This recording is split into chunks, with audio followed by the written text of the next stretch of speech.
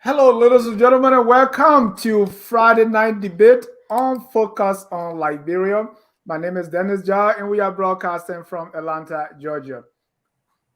In tonight's debate, we're going to be discussing, debating, and analyzing current issues. These issues range from the Mayor Koijee interview, where he alleged that there is a plot against him to spoil his political career. Mr. Joseph Newman Boakai, the standard bearer of the Unity Party, has picked his vice presidential running mate. That puts Mr. Cummings of the ANC and Tiawan Gonglo under pressure to do this. Well, the ANC or the CPP is having its convention the weekend of May 13, and they'll be picking their running mate. Who's that going to be? We're going to be discussing that tonight. Also, President Weah is in London for the coronation of King Charles. Well, people trying to find him on the picture. Is he really there? Or what is he up to? In London, we're going to talk about that. Also, the death of Charloe Musu. Police trying to press charges, and we are saying there is a deadlock between the police and the Justice Ministry. We're going to find out all that. Well, with me to debate the issues tonight, I have Mrs. Alice Wilson Momba. Alice, welcome to Friday Night Debate. Thank you, Dennis. It's always good to be here. Looking forward. Alice is independent. We want to welcome Mr. Larama Yonton. He is a member of the JNB TAC team. Mr. Yonton, welcome to Friday Night Debate. Dennis Afihun, it's always a pleasure. Thank you. Let me welcome the unabashed, unapologetic citizen, Mr. Jerome Gilman, who is a Judge Weah supporter. Mr. Gilman, welcome to the show.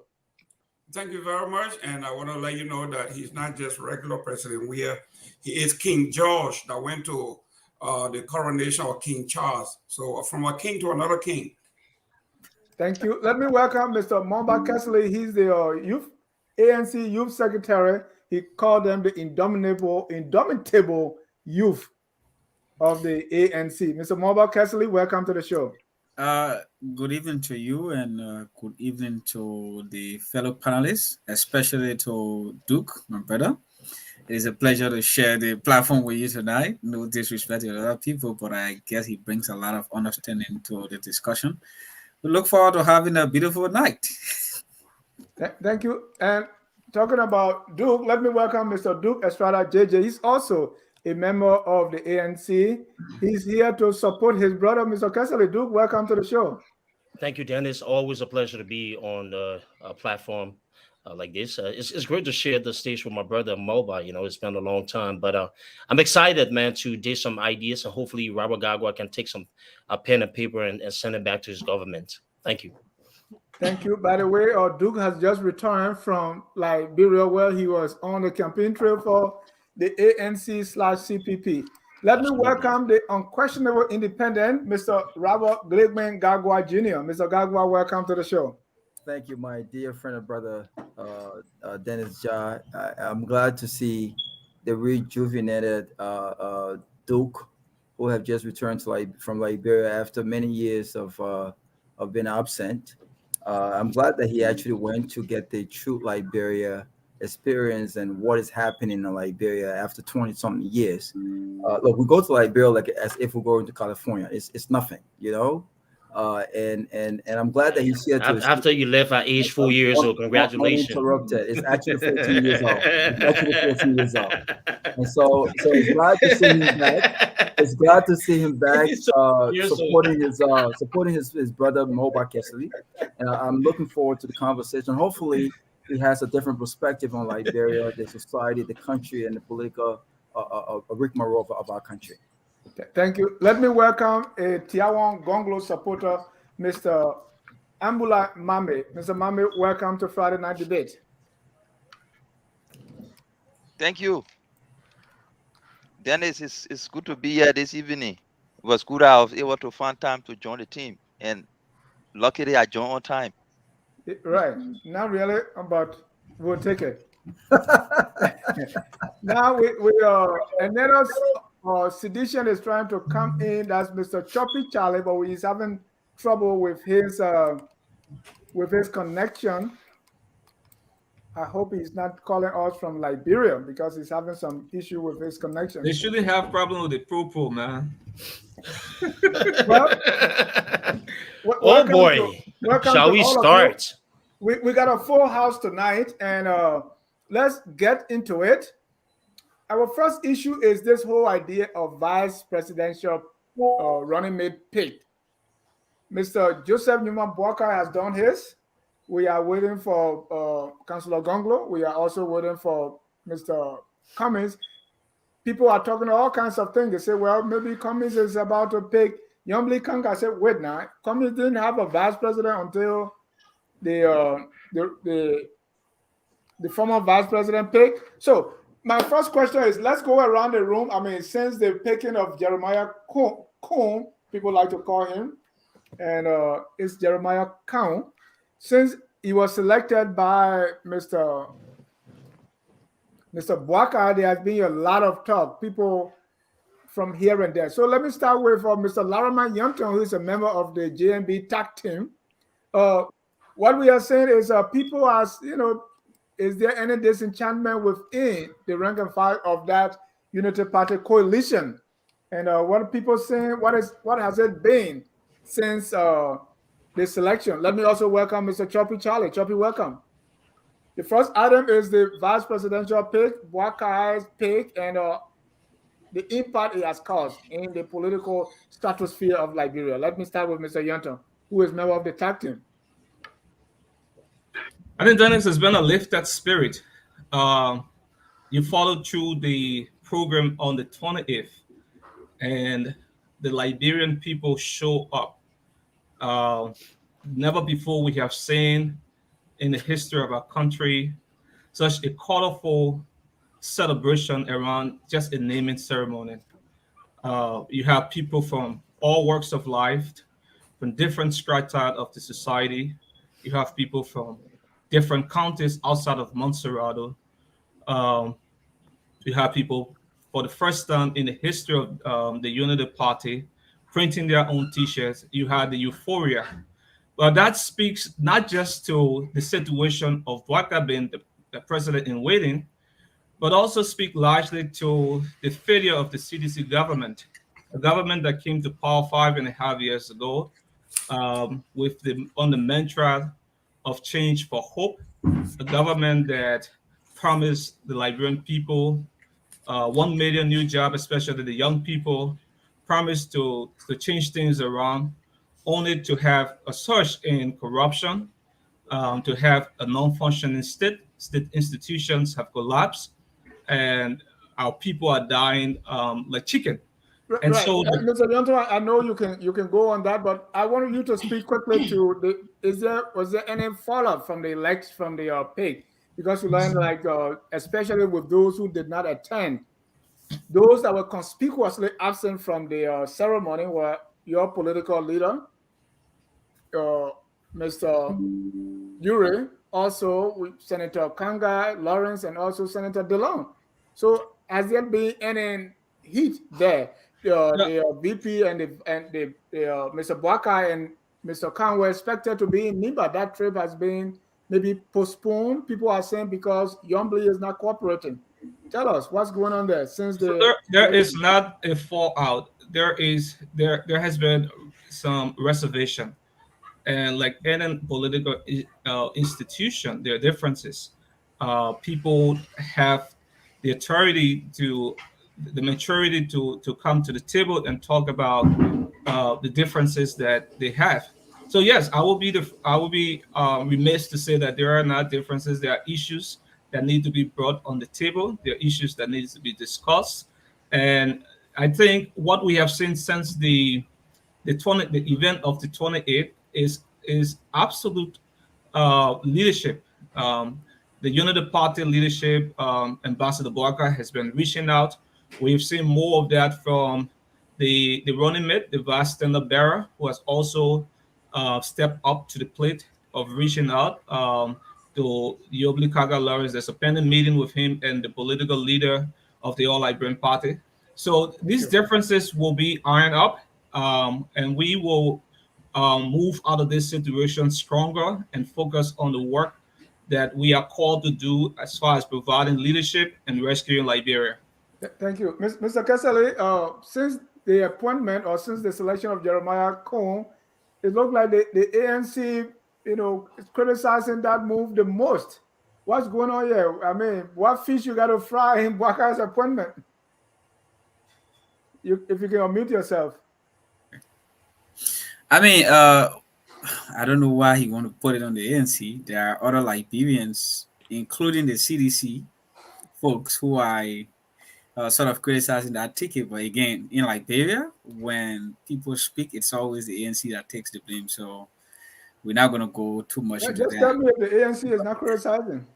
I mean, Baka is our opponent. He's one of our major opponents, and we will do anything we can to make sure we beat him. And it is not strange that we are criticizing him, and you should be happy. That contributes to the strength of our democracy. But the most important thing I want to point out here is that you saw Larama struggle to defend Wakai's decision just a few minutes ago. What Baka has displayed is inherent lack of leadership, terrible judgment, and the inability to keep a team together. Baka ran away from the CPP with two other political leaders at a time. Today, he does not have one of those people he left with from the CPP. That tells you Baka is not fit for any serious leadership position. Larama is telling you now on this platform that Baka is planning meetings with Bernard Ayue, with Yomli Kanga Lawrence. I mean, this is the man who will sell Liberia. The next day, he started going by and say, "Oh, my people have made mistakes. I sold the country." I mean, that's what he's telling us here. It is ridiculous that we be considering such a man to come and replace George Weah, who has already failed our country so miserably. I mean, just like throwing our country backwards. Weah is proven to even be a better leader than Joe Buckeye in all of the instances. It is not surprising. Can you repeat that? Did you just said that? I'm saying that Weah is repeat that? going to be a better leader than even Joe Buckeye is. I mean, Buckeye cannot hold a group, a very small group together. Buckeye runs away from leadership and responsibility. Buckeye ran away from the CPP. When Buckeye took over the Unity Party splintered and split. Buckeye is trying to divide Liberia between Congo native lines. Buckeye is tribalistic, according to Henry Costa. I mean, what has Buckeye proven to us to be considered a serious rival for the Liberian presidency? I mean, so we in the ANC, we don't look at Buckeye as a key opponent. We just try to point out to the Liberian people that this man is not worth the attention you gave him. Let's talk about changing Liberia. We should not be struggling to carry our country backwards. Look at the way he makes decisions. He makes decisions and then go back to try to repair and try to negotiate and talk to people. Are those people stupid? Excuse me for the language. They are not. They're not going to listen to you. You betrayed them. You insulted them. Now you won't go back and beg because you are experiencing the fallout.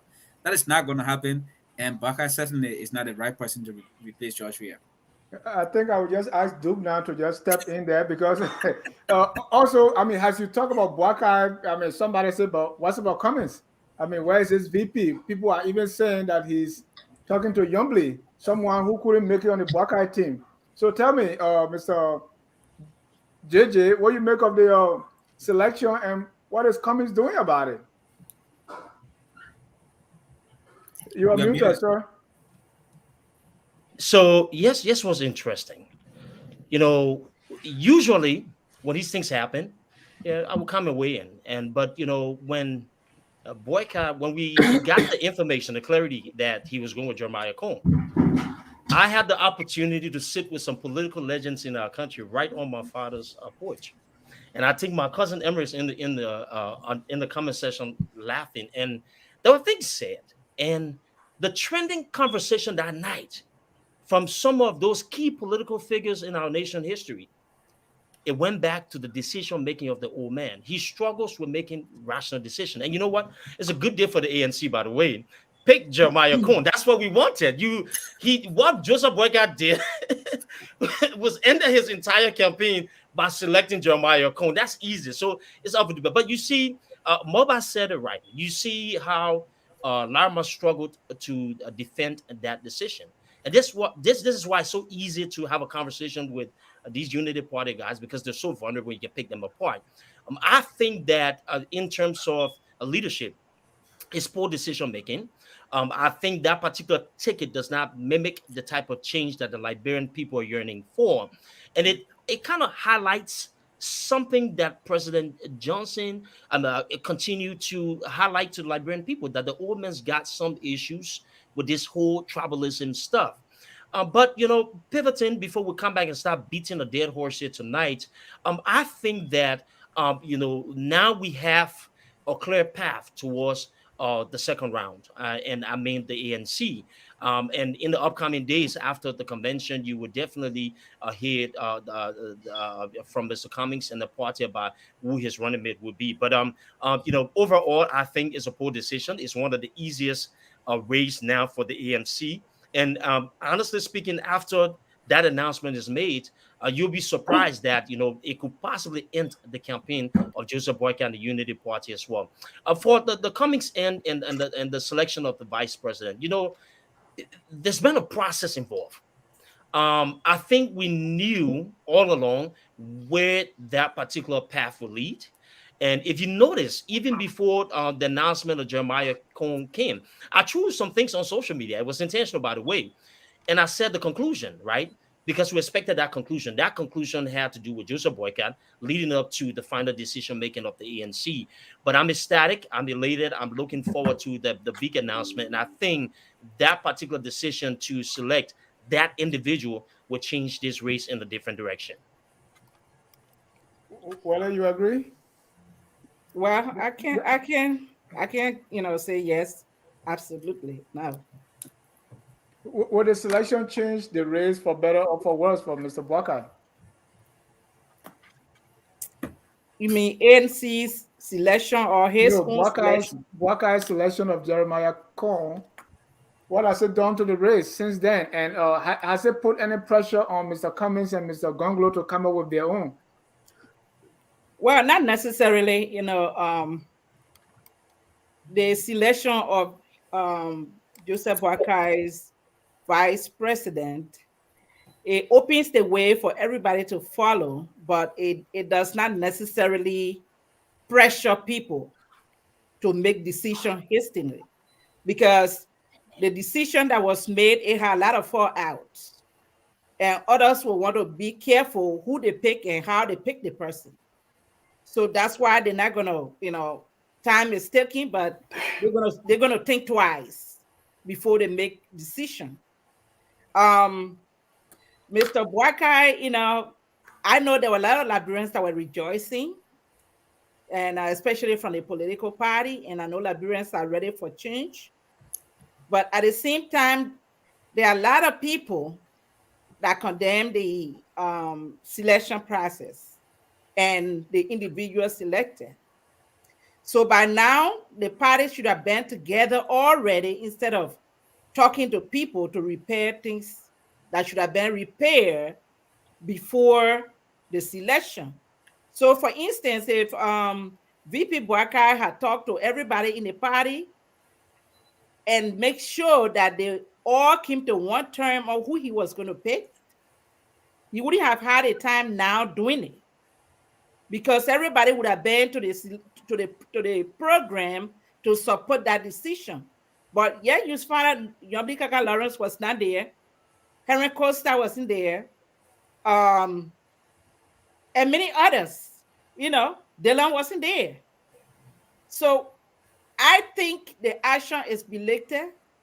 That should have been done first before selecting Jeremiah Kuhn. So as we are now, I'm not sure whether everybody will come up with 100%, and which, at the end of the day could kill the momentum.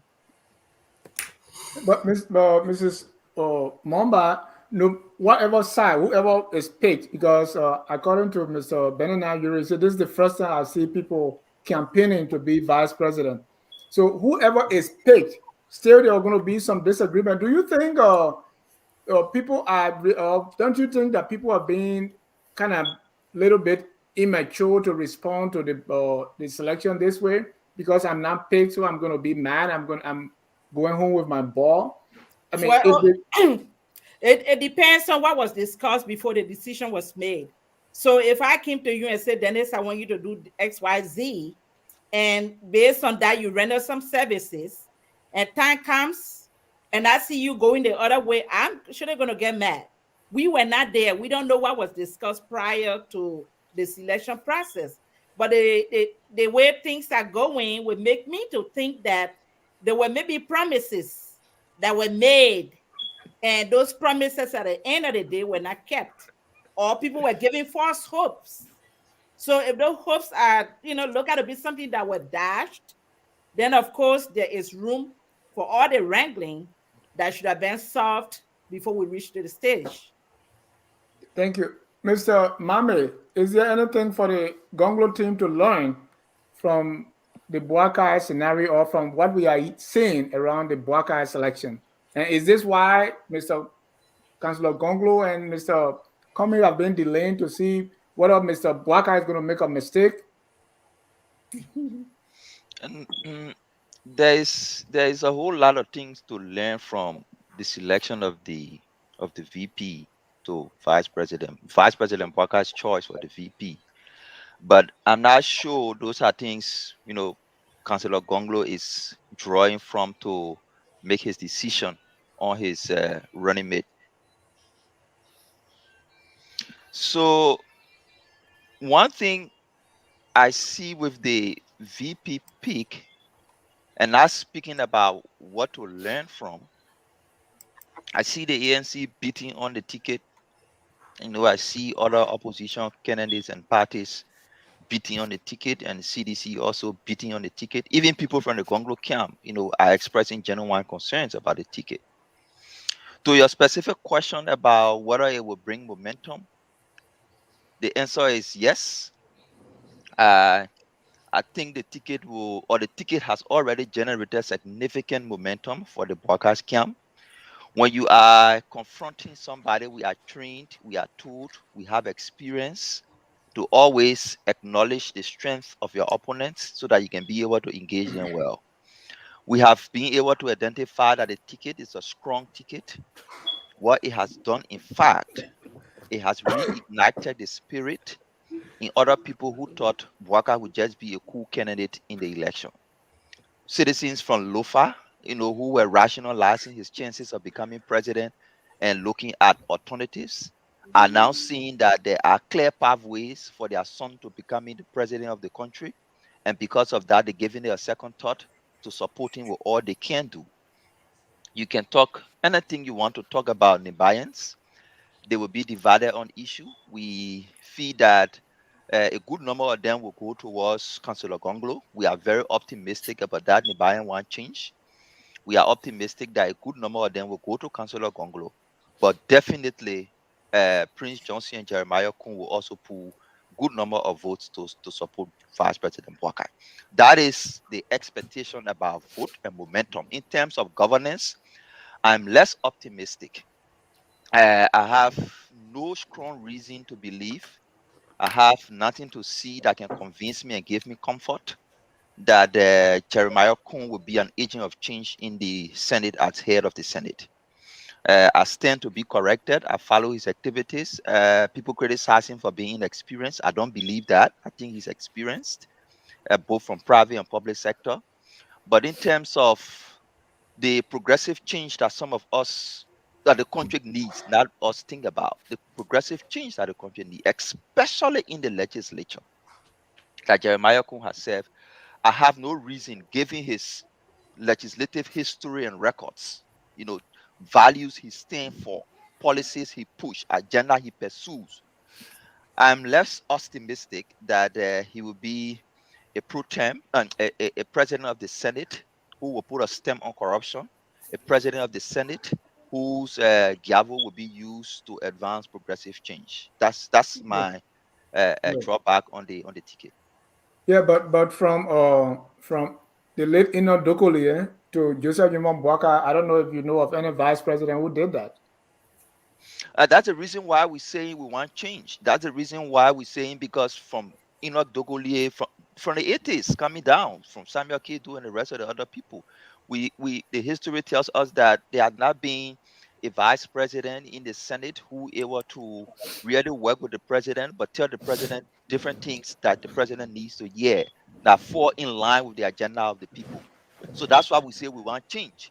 So when we see Kun as a vice president who will be the president of the Senate, and we have not seen his track record, then we become less optimistic. And with our less optimism, it will be the responsibility of the people of the Kun camp to tell us why we should be optimistic of Kun being a positive agent of change or an agent of positive change. What they hope, what can they tell us? But the time is short, in my estimation, for them to make any convincing statement as we go towards the election. Let me go to the unapologetic sedition. I know you're criticizing the Buckeye ticket as well, but who do you fear the most, or which vice presidential pick for Buckeye will have made a difference, or will you be most concerned about, Mr. Sedition? Thank you very much for the opportunity to be out here. Let me go over some facts real quick. You see, I like to, you and I cannot argue facts. We can only argue opinions and our belief system. But let me put some facts here. Costa calls his boss, because he's the PR man for Joseph Boakai, unredeemable tribalist, unrepentant, narcissistic, a man who has reached a I thought you said facts. Are those facts? I'm quoting someone. These are facts. These are quotations from Costa. These are facts. Whether he was quoting facts, but this is what Costa said. Costa, remember, is the spokesman for Joseph Boakai. That's not fine. Costa is not a spokesman for. Please protect the man. When you were speaking, but anyway, let me go there. He says that Joseph Boakai at this age has reached the zenith of his thinking. He can't learn anything new. He said he's an unrepentant tribalist. On the other hand, Mr. Prince Johnson, who is a major player in this, said this: Joseph Boakai is one of 11 lepers. Very ungrateful. In fact, he taught him battery. He will die anytime he's on a time bomb. The man is old. He taught him battery around here. He is ungrateful. The man collapsed. And Joe Weah picked him up and took him and changed his battery. Put battery that he's living. Then they questioned him. And he said, why are you now going to support a man who is on his deathbed? Quote, my mouth is not a holy Bible. I'm a politician. I say things that I don't mean. Southeasterners, every position in this country goes to a Southeasterner. Then he turns around and picks Jeremiah Kun from the Southeast. So you see, these people are as confused as they can come. Joseph Boakai, fact. He said we squandered. And these are facts, you can't argue. Joseph Boakai was the president of the Senate. Michael Murphy used to tell us, he said there's something in leadership called conscientious objectors. if you are in a position, even if your life depends on it and it's wrong, you come out and say, my conscience will serve me wrong. I cannot do this. Joseph Boakai sat there, and 66 out of 68 concession agreement was signed, and it's considered bogus. These are not arguments. I'm not quoting. This is fact. That's not fact. Larama crying. My people, 66 out of 68 concession agreement. So Joseph Boakai is feeble. So, Mr. Gilman. Yes. Which vice presidential pick? I know there was a menu of running mates that he could pick from. Which of them will do? Maybe I still, you wouldn't say that it will beat the CDC, but which of them you'll be satisfied with? Oh, I'm satisfied with Jeremiah Cohn. It's an easy ticket for me. That's the ticket we're pushing. Because the spokesman from the Waka Kwan made it clear that Jeremiah Cohn is a body parceller. He's a ritualistic killer. We, as you can see, we have the flyer already with body parts and everything ready. Mr. Gilman, I thought you said you were going to deal in facts. And you are quoting Henry Costa. Is that your fact? But let me go to Mr. Gagwa. Mr. Gagwa, the unquestionable. I saved you for last, right? Because you are the unquestionable independent. Even though Mama doesn't want to believe that. But what you make of the VP pick? And my question to you is also why ANC and LPP and other people, there's so much concern about the Boakai pick, as if they were waiting for Boakai to be, to be the one to beat Weah. If the man pick a weak candidate, I mean, that's good for you, right? Well, I think it hurts to do so, but I have to concur with Duke and Mo Barkesi. I said, I think on this platform the last time, that the pick essentially made Alice Cummings the opposition leader, depended on who he picks as his running mate. I mean, you cannot change that fact, right? The fact of the matter is, Dennis, is that Alice Cummings, in as much as those who does not agree with them, I have reservations, but people who may not agree with him would say, well, he's a stranger. That was in 2017. It's been almost 6 years, right?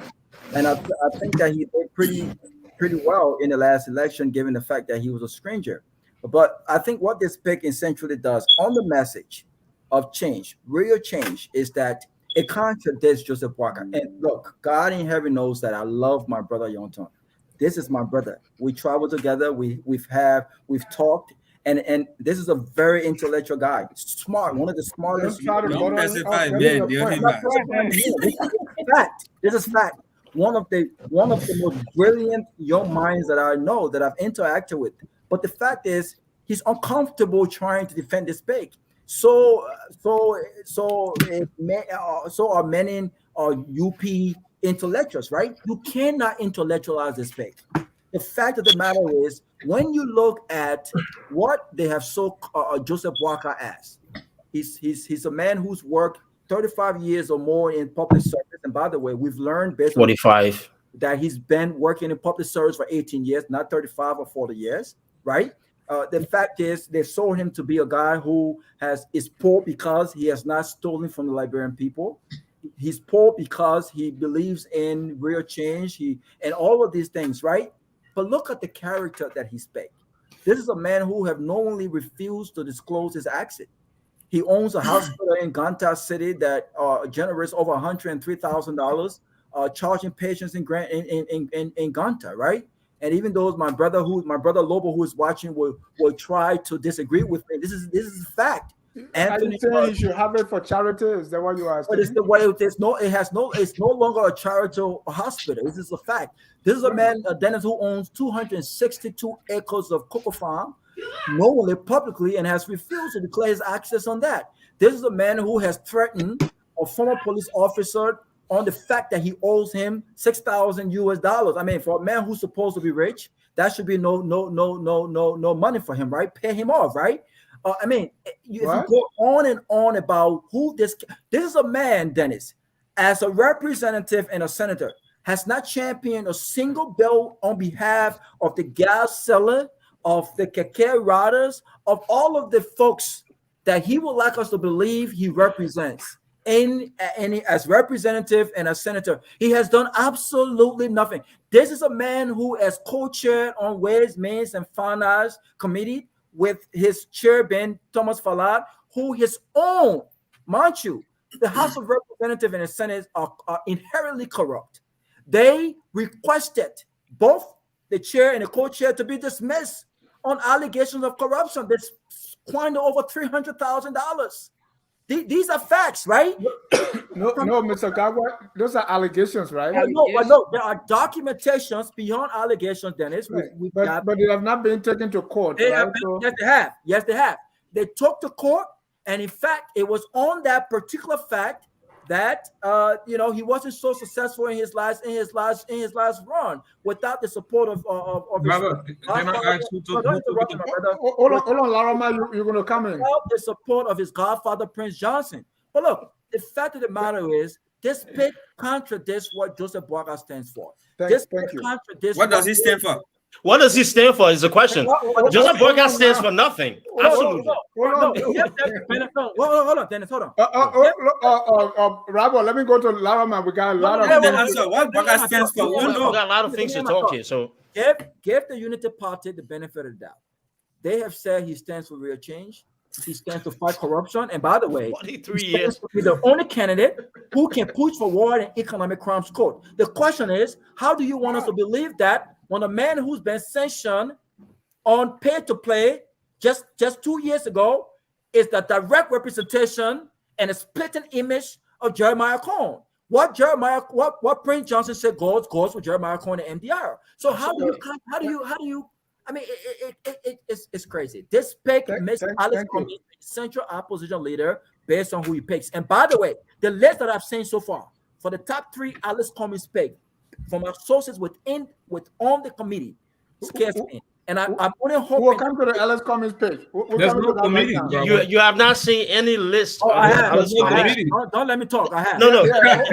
Robert, people can throw lists around. They're lying to you. There's no list list out there by Alex Cummings pick. All right. That's Mr. incorrect. Yonton, there's a lot put on the table there for you. I want you to respond. So first of all, we are having this conversation where I think it is my one against the rest of the panelists. Stop crying. No. And it's good to start on this footing so that everybody know that we are having this conversation because JMB is the man. He is the one that is the most likely candidate to unseat Weah in 2023 of October this year. And I've listened to all of there's a lot to unpack, but I will start with Robert. To begin with, Robert, I must say that crime under our laws is not transferable. Let's judge Jeremiah Cohn based off his own record. In fact, when the president addressed the first time the president addressed the United Nations General Assembly, he spoke about this war and economic crimes code. We were some of the folks, along with Emmerich and other people from the ANC at the time. We went to New York and protested that we wanted the war and economic crimes code. You said you were in the ANC at the time? Huh? You said you were in the ANC at that time? With ANC folks. Oh, okay. Yeah. I've never been a part of the ANC. Okay. President Weah returned home. And guess what he did? He wrote the Liberian Senate and asked them, seeking their advice as the editors, what can we do? There are flaws within the Truth and Reconciliation Commission's report. Do we move ahead and implement it unconditionally? Or what can we do? Jeremiah Cohn is on record. And apparently you have not followed the track record of this man, so that's why you have not seen anything. It's on record. In the propositions and the resolutions that came out of the Senate, supporting a transitional justice committee and ensuring that this is the time for us to talk for once about the composition of War and Economic Crimes Court, the establishment of that. We have 20 years since the end of the Civil War. We as a nation have either been reluctant or we have allowed the politicians to control the narrative as far as making decisions on that. But he stood for that. And I admire him since that time, because this is something that even folks within the ANC have championed. This is something that even folks within the CDC, when they were in the opposition, championed. We have not gotten the balls to have the political courage to do that. And under a Joseph Yoman Boakai administration, this is going to be done, because he has constantly said one of our greatest problems is not that we do not have the ability to grow the economy, expand, and create jobs for our people, but until we fix the issue of the culture of impunity that held Liberians back, that held the nation back for so long, we cannot make progress. So we are clear on the message. It doesn't matter who supports who. What matters is that this man came from a humble beginning. He's a young man who is willing to learn, and no part of our history have said that the vice president supersedes the president. He supports policy agenda for the government. The vice president, as the president of the Senate, do not vote. Let's go back to the record. The vice president votes. When when the vote is started, The vice president votes. That's when he votes, right? That's misleading, man. Yeah, No, he does not vote. He votes. When the vote is started, that's the propositional if. Let's go. That's a propositional if. The vote has to be tied before the vice president vote comes into It play. doesn't get the fact that he Right? voted. So, Mamba, That's the distraction. Yeah. That's the distraction, Moba. yeah. So But you what can't I'm trying mislead to the say public. is that let's go back to the record of the current vice president. Joa has benefited. She has milked the state for the last 27 years. Nobody can talk about that. Nobody can talk about that. What significant policy change is she leading in the Senate? Zero. But then I'll leave Rawa there. Let me come back. Let me come to my. No, the minute I guess speak up. Yeah, No, but I have to be Dennis, I mean, we Moba. need to speak, man. Let me. You have to give me time. Mr. Yonto, just speak quickly to. Yeah, I will come know to a my lot brother of Gilman, right? things to unpack. Gilman. Here's my Gilman, question for Gilman you. wants- Here's my Gilman wants question to for you. put people. What was the criteria in selecting Mr. Jeremiah Cohn, and how did that criteria, how did it exclude, or let me say it in a simpler way, why Yombly and any other people that were on the list, not Pig and Jeremiah Cohn, what was the yardstick that you think that Mr. Boakai used? The member on the Specializing committee. cell of human organs. Money and Nima. Money You and were on the Nima. selection committee. Hold on now. So let me say this. If he doesn't know, you can tell me he doesn't know, Mr. Mami. Dennis, let me say Money this. and Nima. We went to the Unity Party went to election in 2017 and came out of that election with clear vision for the country, but also learning from the process. Nima, no one needs to tell you that Nima is a cardinal county as far as vote and as far as ensuring that in the second round, whoever Nima support ultimately becomes the next president. When we had to make the decision as to who to pick as far as JMB is concerned, and from the conversation that we've had, we started some different fighters. Yomi Kanga Lawrence has been with us, but credit to the ANC and Mr. Cummings, whose only political gravitas is chaos. That's the only way he survives. And that's why when people talk about decision making, when Cummings undermined the legacy of Charles Bronskin in the Liberty Party and split the party into two, that's the only way Cummings can become elected. When he moves to another person's house and put it on fire so that he has a leeway to the presidency and have a shot, we saw that that happened right before our own eyes. So with a major party that is in crisis, we cannot distract from the good works, from the policy agenda of Mr. Walker. So that was part of the reason why Mr. Walker did not pick Young Congolese. Thank you. Dennis, is it fair you circle back to Our one time. of us too? Because this makes a lot of things. I think Thank you. we need to All right, counter on that. do go ahead. You want to because But I Thank- think it was fair yeah, because almost thank- everybody here spoke against Walker. So I think Thank- he just thank- needed a good time to respond. Yeah, and that's Listen, No, thank- but no. yes, I mean, it's yes, not. yes, I mean, yes. people said everybody a was- lot of things here. You know, But people But people say yes, a lot of I things. mean, he made Let mention of the comments. Let Duke come in. Let Duke come in. But I think let it's me fair. let me say No, this. be Let me honest. say this, right? If This Duke man speak, I don't said- respond to Duke. this man I said- can generalize my This response man to said everybody. I have to Cummings respond to created each person. chaos. Cummings created chaos. Let me remind the listening audience. We went into an arrangement, right, that had a blueprint to determine the face of the opposition. This divisive, destructive, inept, unproductive 43 years public servant refused to follow what was agreed upon and engage in distortion, paid the Henry Costa and other people to tarnish the good reputation of one of the most respectable sons of Liberia. In addition, this so-called vice president became a state witness for the government he now seeks to replace. If you all can remember that iconic photo of the vice president and Serena Sifos going into the court as state witness against Alexander Cummings in a bogus trial, that's the definition of somebody who's really creating chaos.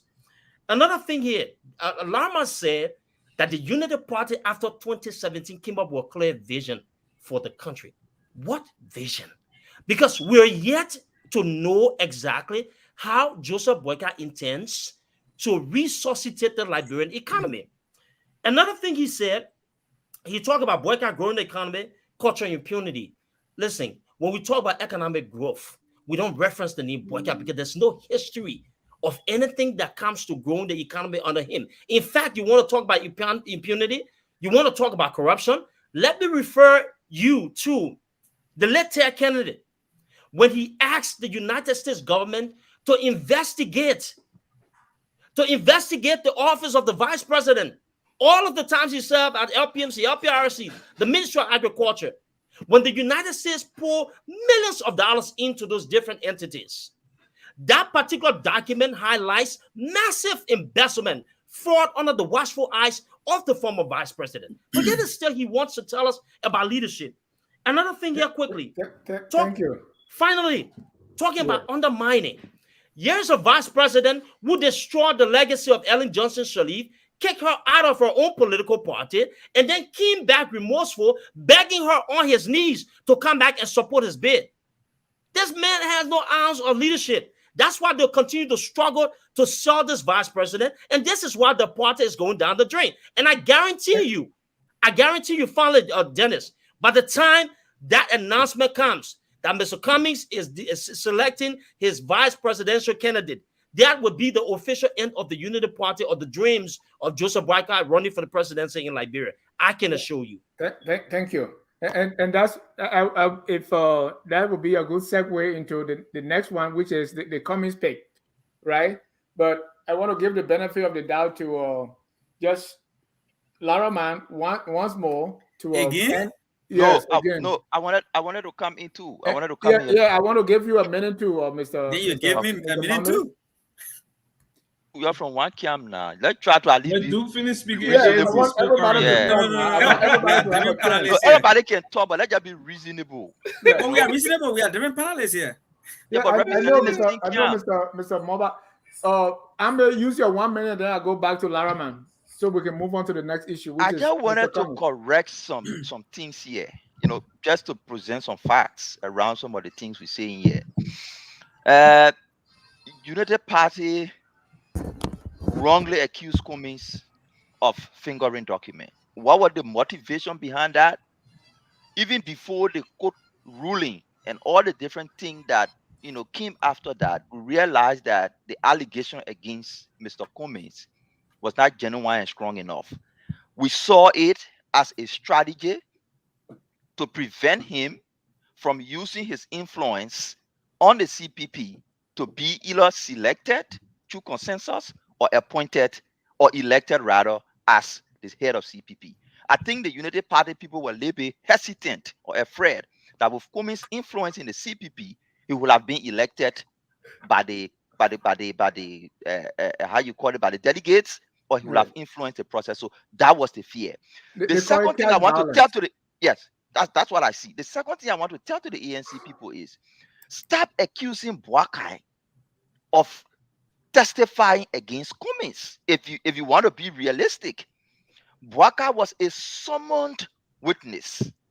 He was summoned to go and testify.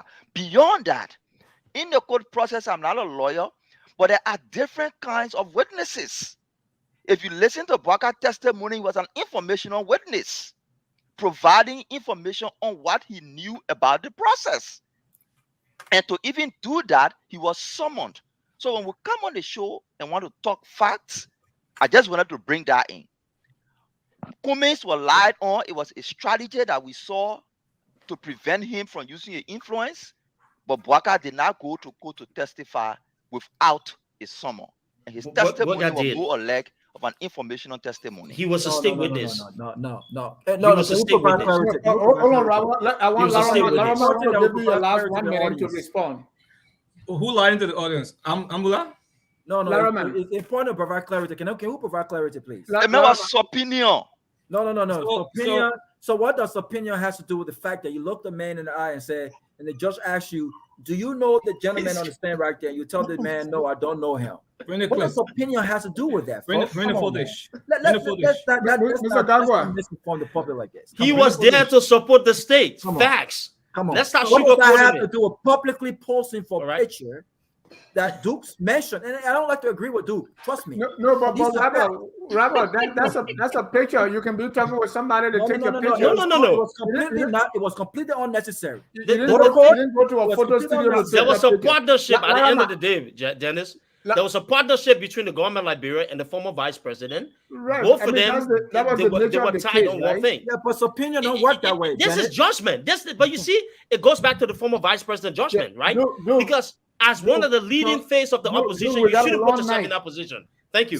So yeah, Laramar, I'll give you a minute to conclude. A lot of this CPP, the fault of the CPP, a lot of this will come up during the election, and I get why it will come a lot of time from our friends from across the road.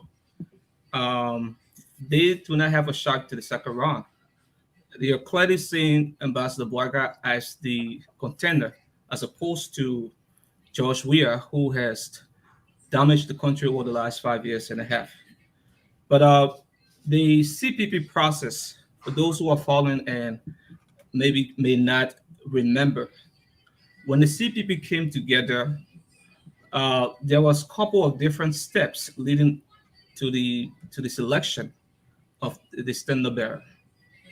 And one of those, as recommended by the ANC, which met some level of resistance initially from the Unity Party, was the voter perception survey that the ANC so desperately advocated for.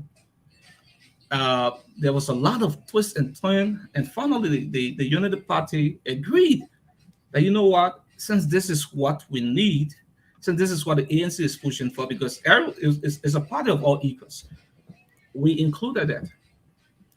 Another was consensus. That, in fact, that was the first step.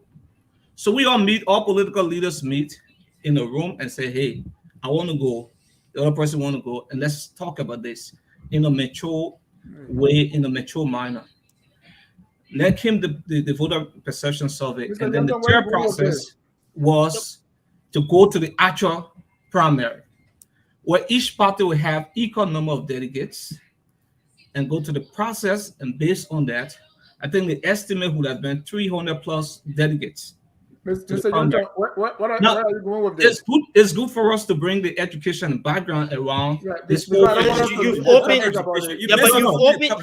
something that will have to be checked Listen, No. So I respect this platform enough. this is an intellectual I respect. conversation. Listen, We can pay for I extra respect time this if you platform want. enough We that have to be able when to he explain. concludes, Let's move to we the have to next provide item. clarity. Please, We have to that's be able to important. explain. No. We can't move to the next item. Some of us are There was an error. There was an error in what he stated. No, there's we no have error to. there. We have Those to are make the sure three-step process. that we No, I don't regulate want the us to VPS and relitigate then the this primary. The CPP process. This is what happened. The VPS was never an option to determine who led the CPP.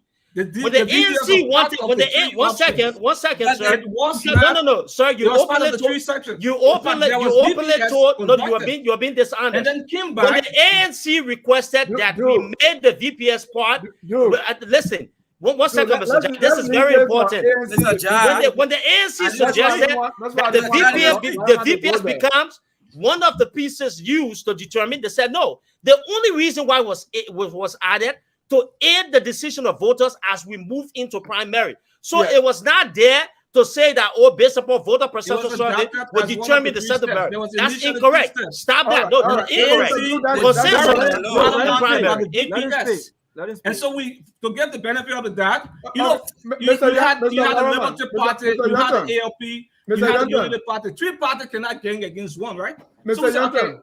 This is an equal player in the collaboration. So let's get Mr. Cummings what he wanted. We did that to defend the Unity Party. I don't want us to go into this CPP process. I wanted you to respond to this whole vice presidential pick and all that. So CPP process and what happened, it's under the water now. That's what people say, right? So let's leave that and concentrate. Let me give you the benefit of the doubt again for 30 seconds. Let's restrict our discussion. Let's talk about the choice of the VP is the best choice.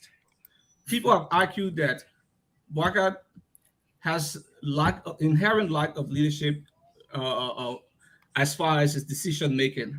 That is not true. Weah has a history of leadership.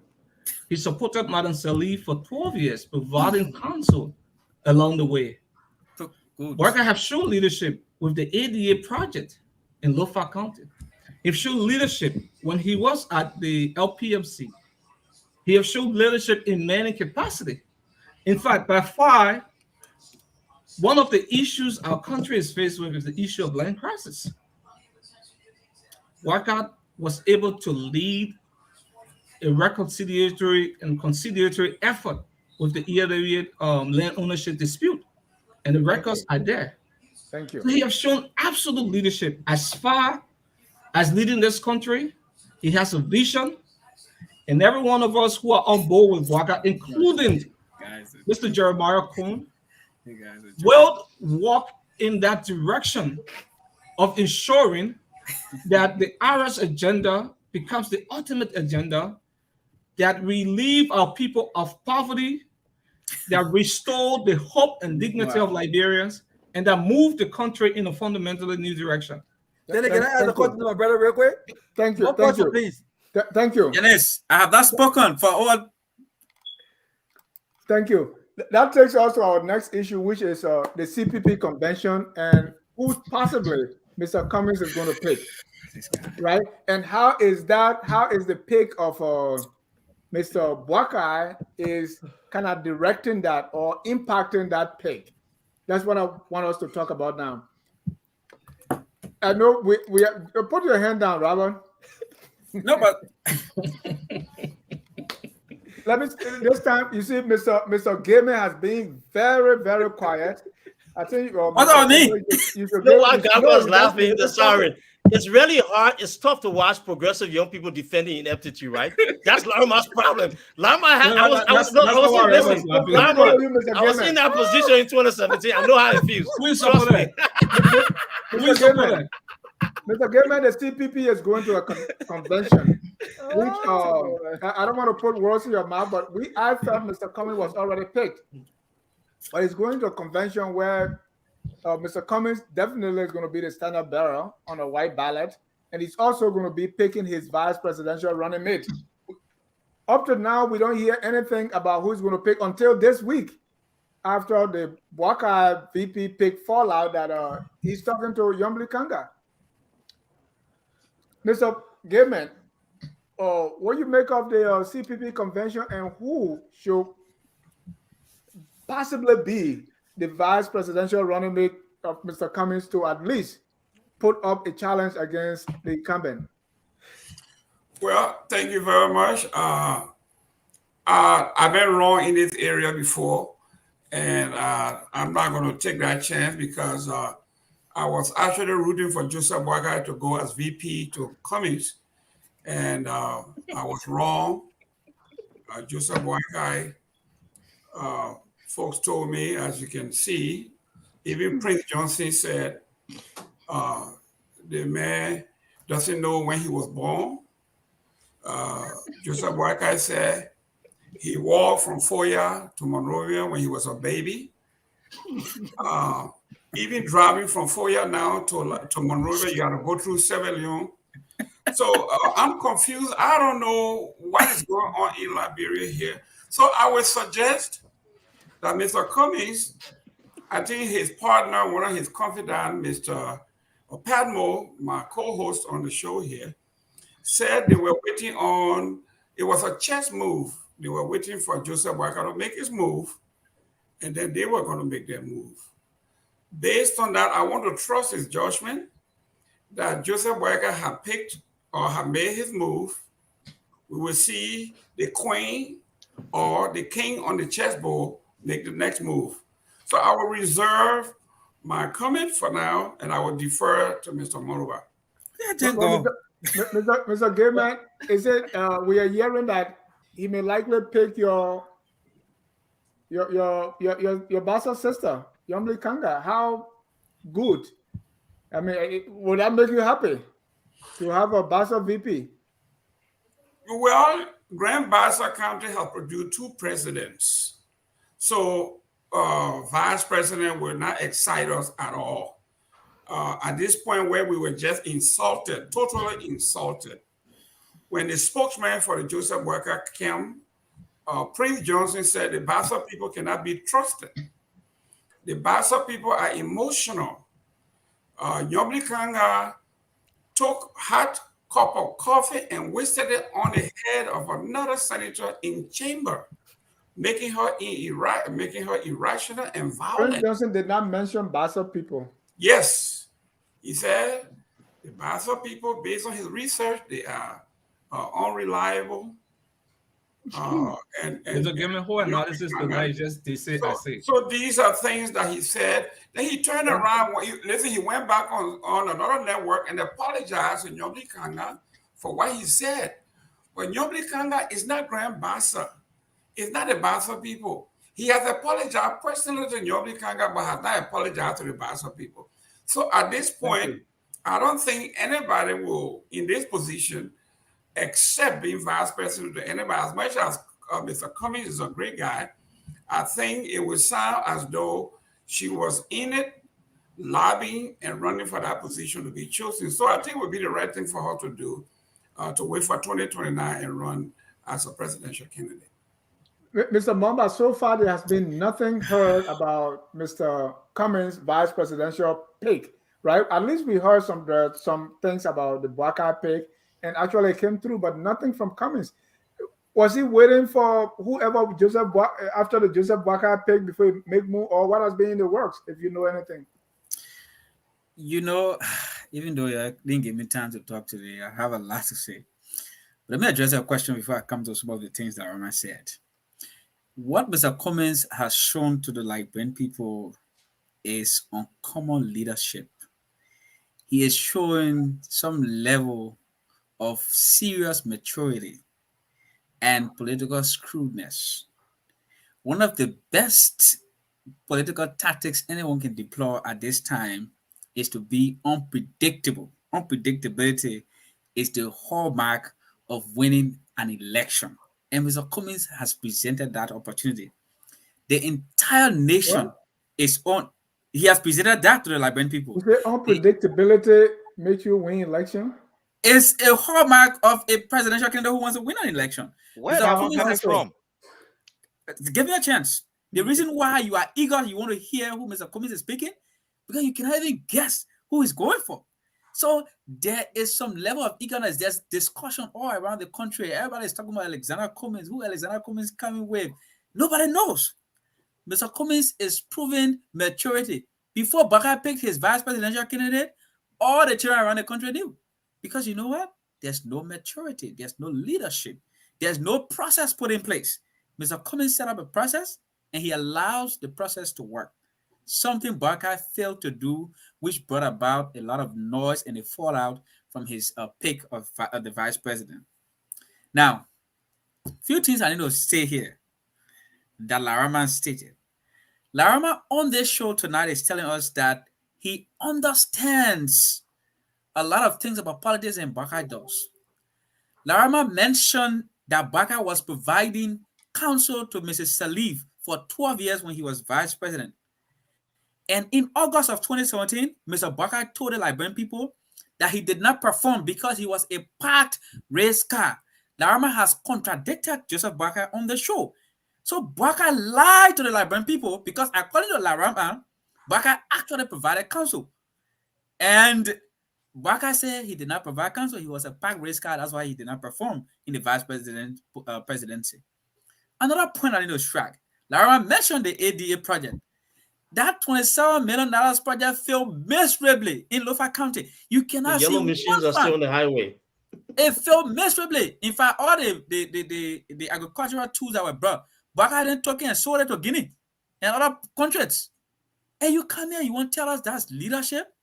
Baka has proven inherent lack of leadership. Any facts about Baka taking stuff to Guinea? Like, I mean, the fact that on George Weah CCTV brought into the country, where do they have it when Baka was heading the project? Where do they have it? You heard Ambassador I'm forgetting his name. If it comes to mind, it was just here. The ambassador was talking about McIntosh. Ambassador McIntosh crying several times of how the process was so inherently corrupt that it led to the failure of the project. And who That's was not true. heading that project? That's not true. Joseph Baka. Baka have recommended McIntosh. Excuse me, give me a chance, please. Mr. Kesseley, let's go to the CPP convention. McIntosh won the contract. But man, it's our time to talk now, man. You not talk about workout. Let's talk about the issue. That led to the death. Now, let's talk about chaos. The CPP disintegrated when Joseph Baka became chairman. Look, as controversial as Bernard Ure is, as people would talk about Ure and say whatever about him, when Ure was chairman of CPP, somehow he kept the CPP together. When Yomli became chair for CPP, somehow she kept the CPP together. When Alex Cummings became chair of the CPP, we had the most successful run in the entire history of the CPP. When Baka became CPP chair, he took two other political leaders from CPP and ran away. The CPP disintegrated and went to court. This is the man who goes everywhere and he causes chaos. And you want to blame other people? Baka is not a serious political candidate. Now, let's talk about what he brings to the table in terms of leadership. Mr. Baka will never tell you one idea as to how you will move Mr. Kesseley. When he's president of Liberia. Hey, you want us to consider such a man to be serious presidential candidate? Mr. Kesseley, we'll have a separate debate between after Cummings made a pick, so that between me and Larama, set up, please. You should do it tomorrow. Yeah, but let's talk about the Cummings. Who is coming likely to pick? I mean, even if you don't give me your name, give me some pointers here. What is coming looking for? The pointers are someone who has integrity, someone who is committed to changing Liberia. I mean, genuine change, not just to talk it, but someone who has also shown leadership, measurable leadership, someone who is committed to Liberia first and to the Liberian people first, and someone who believes in our idea of actually putting food on the table of our people and providing employment opportunities for our people and developing Liberia and making our country a competitive place where we can raise the economic status of our nation. That is what we are going to be looking for in our vice presidential candidate. It's not going to, I'm coming. It's not just going to be about what? Do you know people on Mr. Cummings' short list for VP? I don't know people on Mr. Cummings' short list, but I know the criteria set up to determine who becomes the next vice president. It is not just about winning an election. I want to say this for the record. The next vice presidency pick for Mr. Cummings is about who will help in governing Liberia. A vice president who will not be a packed race car for 12 years after taking over $21 million home and say you do not perform because you have a packed race car. We want a vice president who will be able to account for 6 years or whatever number of years he or she will serve for Mr. Cummings and say, this is what I did. Who will not come and give us unnecessary excuses like Joseph Baka did? Thank you. Let me go to Mrs. Moba. Alice, Mr. Cummings and the ANC are going for convention. And still we have no idea as to who Mr. Cummings is going to pick. What if it's Yombly? Will you be surprised? Well, I'm not going to be surprised. First of all, Mr. Cummings and Yombly Kakna have worked together before, so he knows her capabilities. And also, he wants to include women on his ticket because Joe Boakai just picked a man. And I think Cummings will want a woman who is vibrant, like Kanka Lawrence. She's a firebrand. If you watch the debates in a Senate, she's always making her points and standing by them. So I think, for gender equality, picking Yombly would be the best decision in my view. And I think she will bring a lot of women to the table to support him as well. But why would you think Mr. Cummings will wait until Yombly didn't make it on the Boakai team? Does that mean that he has not been looking for vice president until Yombly was rejected by JNB? No. The thing is, it's not because Yombly was rejected. It's because he had not picked his vice president. All right? Boakai was the person that picked first. So it just happened that he did not select her. But it doesn't mean that she was dumb or rejected. And if Cummings had picked first, maybe he would have picked her. So, everybody knows what they're looking for. Joseph Boakai wanted a male from Nimba to get a Nimba votes. And Elizabeth Kumi might be looking for something else, maybe a female, a strong woman of integrity, and a woman who will balance the gender on his team. And he could also be looking for a kind of woman, that will bring more women on board. So it's not about just winning. It could be that he's looking for a different flavor. Let me put it that way. So Grand Bassa also is in play. I mean, that's a viable county. It might not be like Niba, but getting Yombly from there, because it seems to me like, the selection process in Liberia now is based on population. And so people might be focusing on integrity, but in recent time, people are looking for population. And so after Nimba, after Lofa, you'll be looking at Grand Bassa. So that could be the factors that Mr. Cummings could be looking at. Thank you.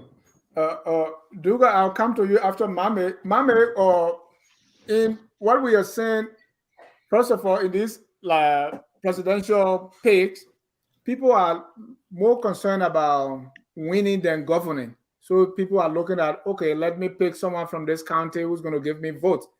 And most of the time, people are not even picking people from their own political parties or coalitions. Every time we go on efficient expedition to get a vice presidential running mate.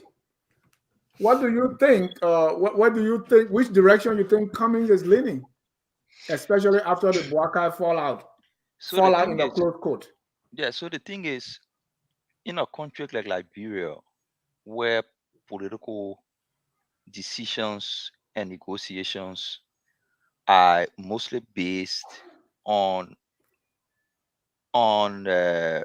personal interest, or is driven more by personal interest, it's not ideological.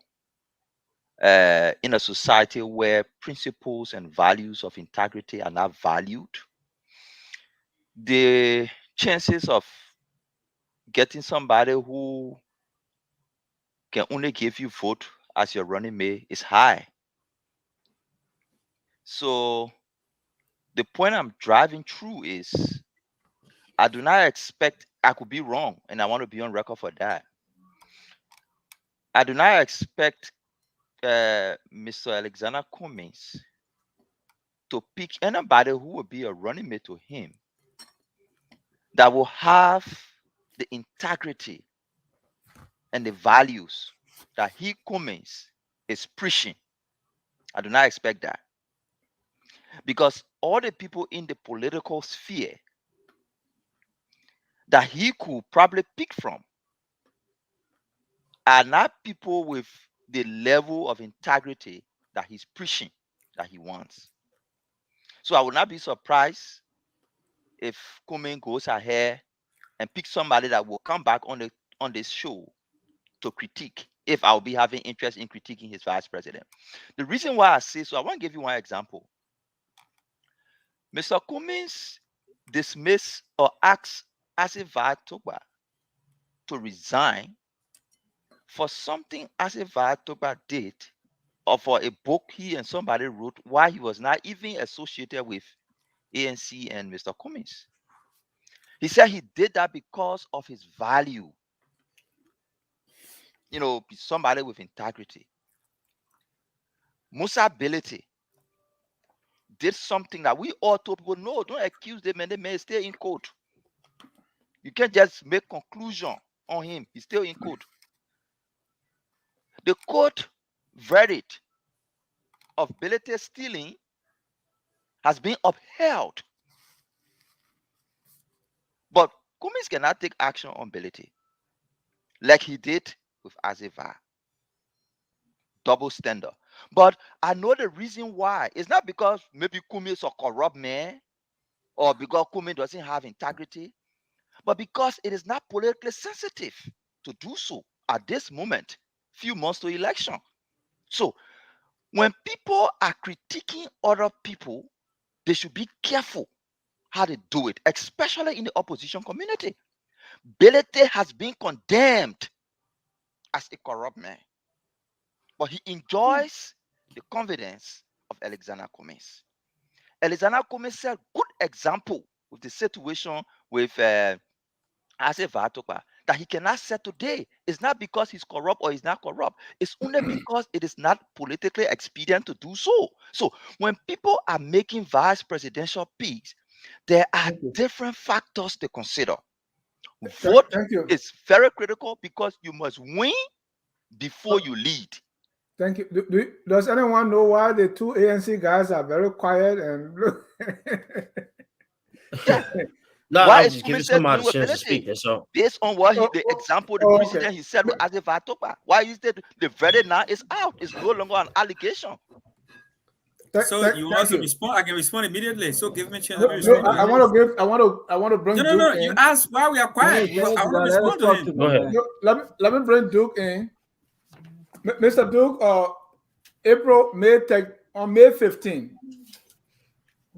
May 15, who we expecting Mr. Cummings to pick? Give us some names here. So I think due to restrictions, I can't come on the show to give names. Who did the restriction, Mr. Cummings? About institutional restrictions. Institutional restrictions. I have to fall in compliance with the institution, and I hope we understand that. But Dennis, let me say, I think we're having a great conversation. Fresh from Liberia, it's good to come on the show and just exchange some ideas. Hopefully, we get to talk more on Sunday when we have that individual conversation on the platform. A few things I want to highlight. You mentioned, why did Mr. Cummings take this long? Was he waiting for Boycott to make his decision before he picked? First and foremost, there's always been a timeline in terms of when the CPP was going to go to convention. We're not going to announce a pick, before going to convention, and that convention is happening, pretty soon, as you all know. Secondly, one of the things that we've echoed throughout the ANC, you see, I laugh at people on social media. You don't give the ANC a lot of credit, but it's actually smart when it comes to this whole campaign thing. We have figured that to win election in Liberia, a single selection, VP selection, is not going to win you the presidency in Liberia. it has to be a combination of the grassroots efforts from the different campaign structures across the counties. And, I was fortunate enough to have assessed our campaign structures in the Big Six, as we call them, and we'll be giving my report on Sunday to our team here.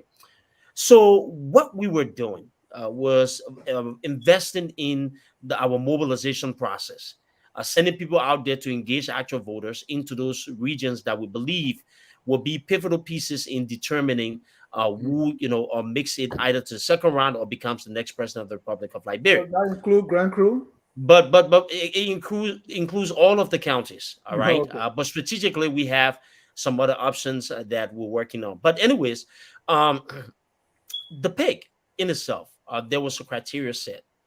And Molba brilliantly provided an analysis clearly in terms of what Mr. Cummings was looking for. It has always been the blueprint that he believed that was going to match the real change message.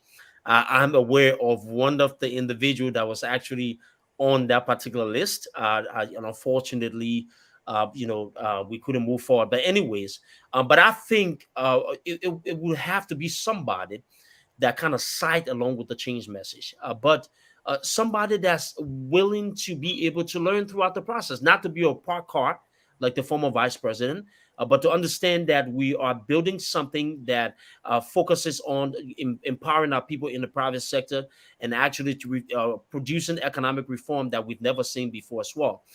So I believe that pick is going to be something that the Liberian people are yearning for.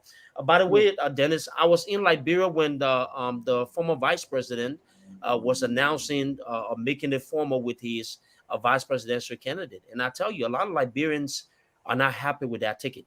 And I know what they're yearning for, and possibly, hopefully, they will be able to get that as well. Yeah. Duke, before you continue, Mombad brilliantly listed some characteristics that Mr. Cummings is looking for in a vice presidential running mate. Let's pair those against Yombly Kanga Lawrence. Would that be a good fit? Well, listen, I think every Liberian are given the opportunity to be able to seek or vie for whatever office they want. I think Yombly is an intelligent woman. I do believe that in our body of politics, we need to allow women to have more voice when it comes to decision making in that country. So, I wouldn't, have anything negative to say about the selection of a Yombly Kanga, because I believe those criteria set by Mr. Cummings. Well, I do know that she brings forth some qualities that can be, a solid addition to any political candidate that's actually vying for the presidency as well. Good so would be the Lima Bowie. There could be, other candidates as well. But I think that, whatever we're bringing in terms of change, whoever we select will be able to tie into that particular message that we're looking to serve the Liberian people. Thank you, Mr. Gagwa. I know. Well, just before you go, Dennis. It's very important piece that I wanted to checkmate real quick. There was a conversation about the pro UP supporter Larmont that stated that the vice president, was the only person that could defeat George Weah. Let me make it clear on this show. In 2017. I was actually one of the critical voices of the Unity Party when a lot of these cats were not even strong enough to discuss the economics of the Unity Party. And I will say this, the vice president got slammed by the CDC because of the same error we see in the Cone pick, or the same thing we saw with the Nukwe pick as well. I think that to say that a vice president who hasn't won a single seat for the Unity Party since the 2017 election, every major election they've contested, they have not been able to win a single seat. It took Mr. Cummings' efforts in the CPP to finally get Unity Party some sort of victory post Ellen Johnson's leave. I think it's the biggest form of dishonesty, and I do believe that come the next few days and a few weeks, as I've just received a text that an important progress is being made. When that announcement is finally out in the air, you will see that the only person that can lead the opposition against President George Weah will be Mr. Cummings and the soon-to-be vice presidential pick. Thank you, Mr. Gagwa. Mame put it very well that sometimes in these vice presidential pay, I mean, a lot of factors to consider. I spoke with a former presidential candidate who said, "Well, I needed to win first before putting in the changes." But what I was doing, I was trying to correct things. So if people ask me for beggar rights, I was not giving it. I say, "Oh no, this is wrong." He said, "But after I lost, I found out that hey, maybe I should have given that beggar rights. Then when I win, I can make the correction, right?" So a lot of these presidential candidates fall in that. Will you be surprised if Mr. Cummings picks someone, just like the same way we are criticizing or people are criticizing Jeremiah Cohn today, and it fall in that same line because winning comes first, right? Before, will you be surprised, or are you really betting your neck on what are the criteria that Mr. Casale listed? Well, look, I believe that in 2017 I did an interview with you on Focus on Liberia, and I think from all indication I was leaning towards Cummings because I truly believe that every word that he said, especially during those debates when he said, uh, Liberians doing the same thing over and over and somehow expecting a different results, right? I believed him. But I've had some reservations about some of the choices Cummings have made. If you recruit the guy who, in some ways, some fashion, played an integral role in the election, the two terms election of Ellen Johnson Sirleaf, that I believe did not give what was given to them in person of Dr. McIntosh, then it's just doing the same thing over and over, right? If you recruit a guy in Louis Brown who has a record of criticizing every single government only to be recruited and not required. It's a guy who said, "You never know who Ellen Johnson Sirleaf is until you are close to her." Right? That was after he was given an opportunity at a seat at the table. Right? These are not characters that we trust. This is a guy who did not criticize George Weah ineptitude until he was taken away from his position at the United Nations. Right? And so these are characters that are concerning. Bellatil is a character that is also concerning, right? And so I have reservations about some of the choices Cummings has made. Is he trying to win the next election, or is he going to stand by his own integrity and what Cummings truly stands for? Let me just say this: we know the real Cummings.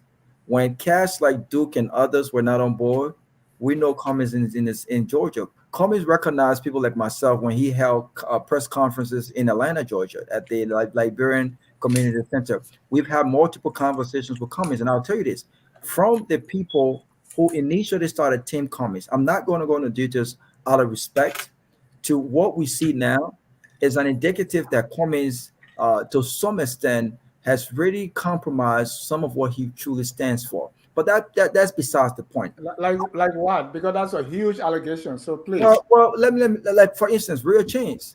Look, I believe that here's what I believe. I don't think that you create real change by just doing whatever you can. Name the thing Cummings has changed from. Yeah, be specific, Robert, because let's also agree that you support the ruling establishment as well. No, that would be You can't just say real change. that would be an opinion. Let me be specific. Okay, when you talk about when you stand in the public and you make a statement during a press conference mentioning Benanayure, mentioning Joseph Boakai, and all of the characters in 2017, when you say, I don't believe that doing the same thing over and over and somehow expecting a different results, right? And then you turn around after 2 years and you go into bed with the same characters. What does it say? To me, it points desperation. You cannot. What are you saying? What I'm saying is, if I question, hold on for a second. Look, my brother, listen to me. I can articulate what I believe. Just give me a second. Go ahead. We're listening. Go ahead. No, give me a second, my brother. If I question your integrity, if I question your integrity, your leadership skills, I think Alex Cummings' comment was a direct indictment of Joseph Boakai's public service to Liberia for the past 18 to 20 years in 2017. If I question the integrity, the public service of a man who's been in service for so long, and I make that statement, there is absolutely no way I see myself going into a collaboration on the basis of real change.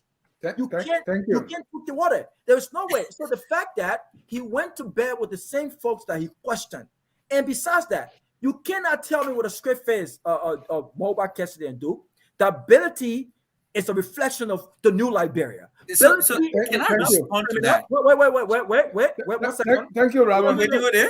Dennis, let me land, please. Let me land. Please land now. We gotta bring Jerome. You cannot tell me more. Robert, you accepted VIP tickets from the Minister of Youth and Sports. I accepted what? From a government that's corrupt. I accepted what? A government that embezzled. Robert. Let's clarify the facts. Let's clarify the facts. A government.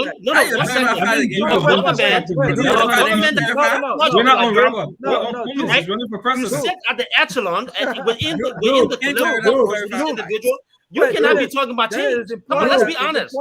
Let's be honest. All right, Duke. Hold on, Duke. Your opinion. Robert, please. Duke, you have a chance to respond to. You have a chance to respond.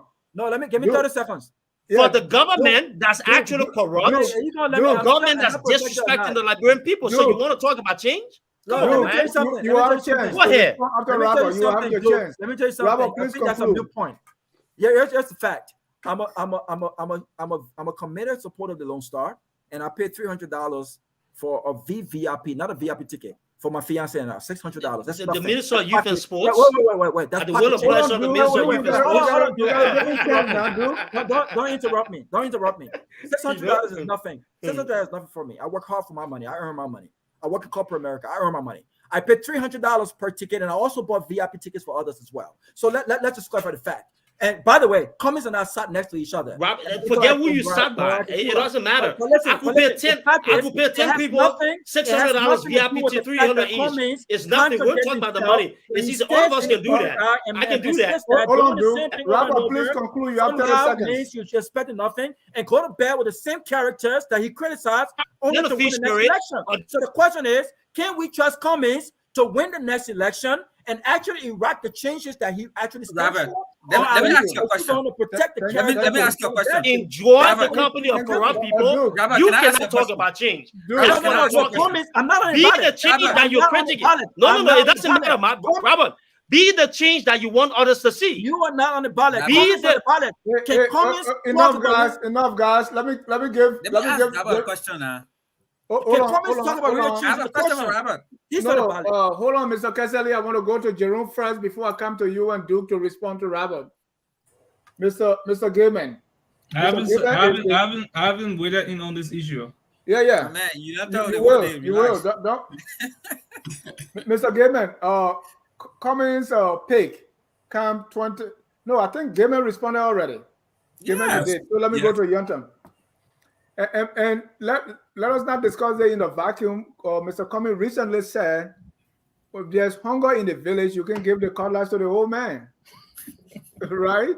Cummings is going to pick his vice presidential running mate in May. On the 13th, this weekend, the coming weekend. What are you looking forward to? Because you're already in the hot seat because of your pick. What do you think Mr. Cummings is going to do differently? I think Cummings has been playing wait and see.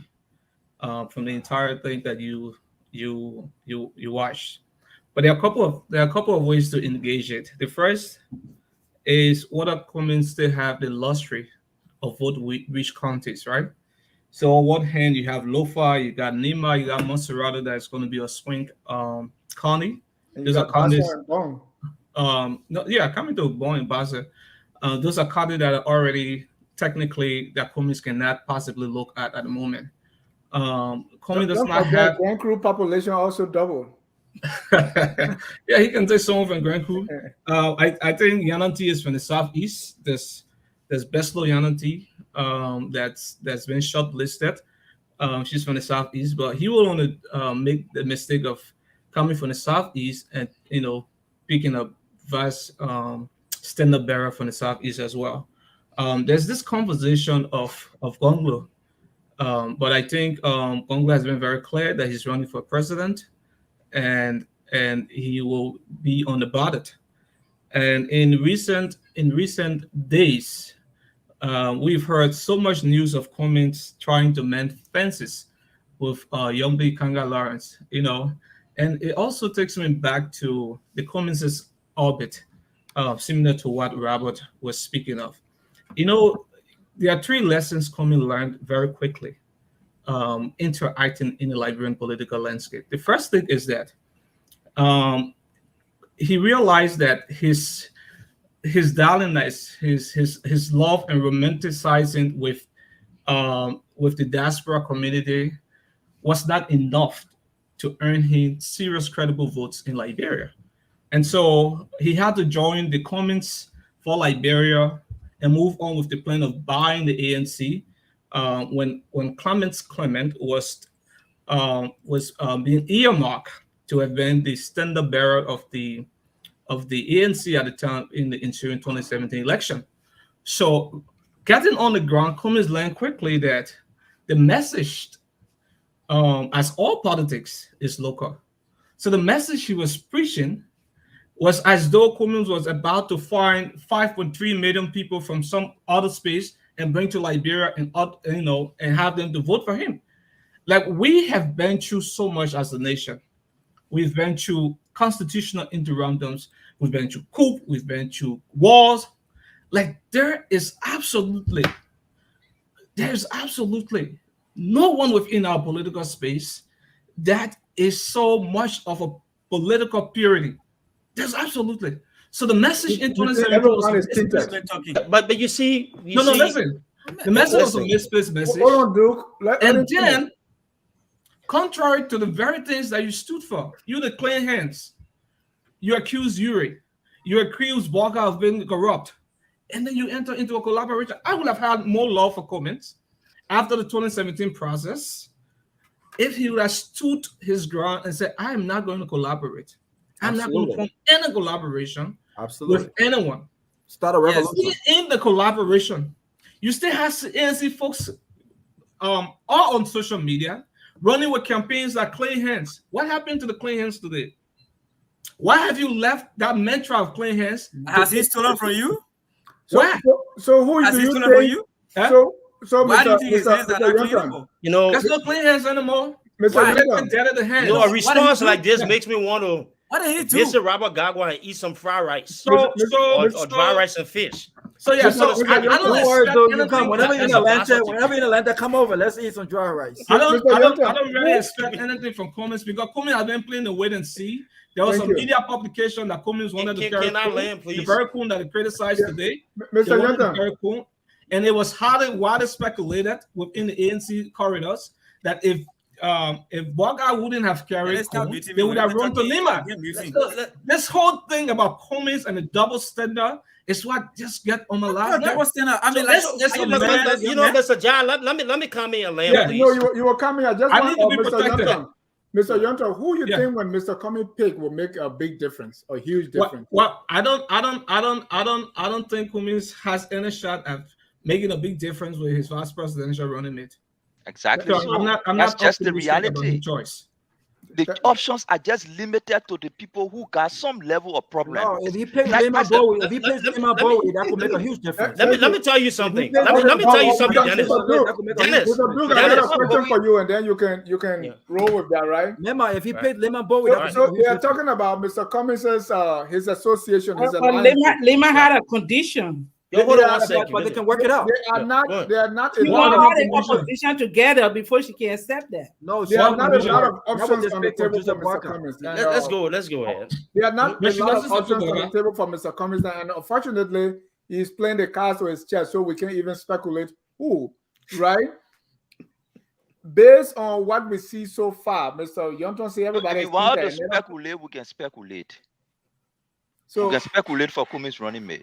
Go ahead. If you want to speculate, we can speculate, but let's leave it and go to the real issue. So Mr. Duke, yes, sir. Let's talk about historically what has Mr. Cummings shown us that can tell us that indeed the vice presidential pick will be exactly as Mr. Kesseley has described. I think I know who the pick's going to be. but I won't say on the show. But let me say this here. Let me say this here to you there. I think Mr. Cummings been very consistent in terms of the message he's put forth to the Liberian people.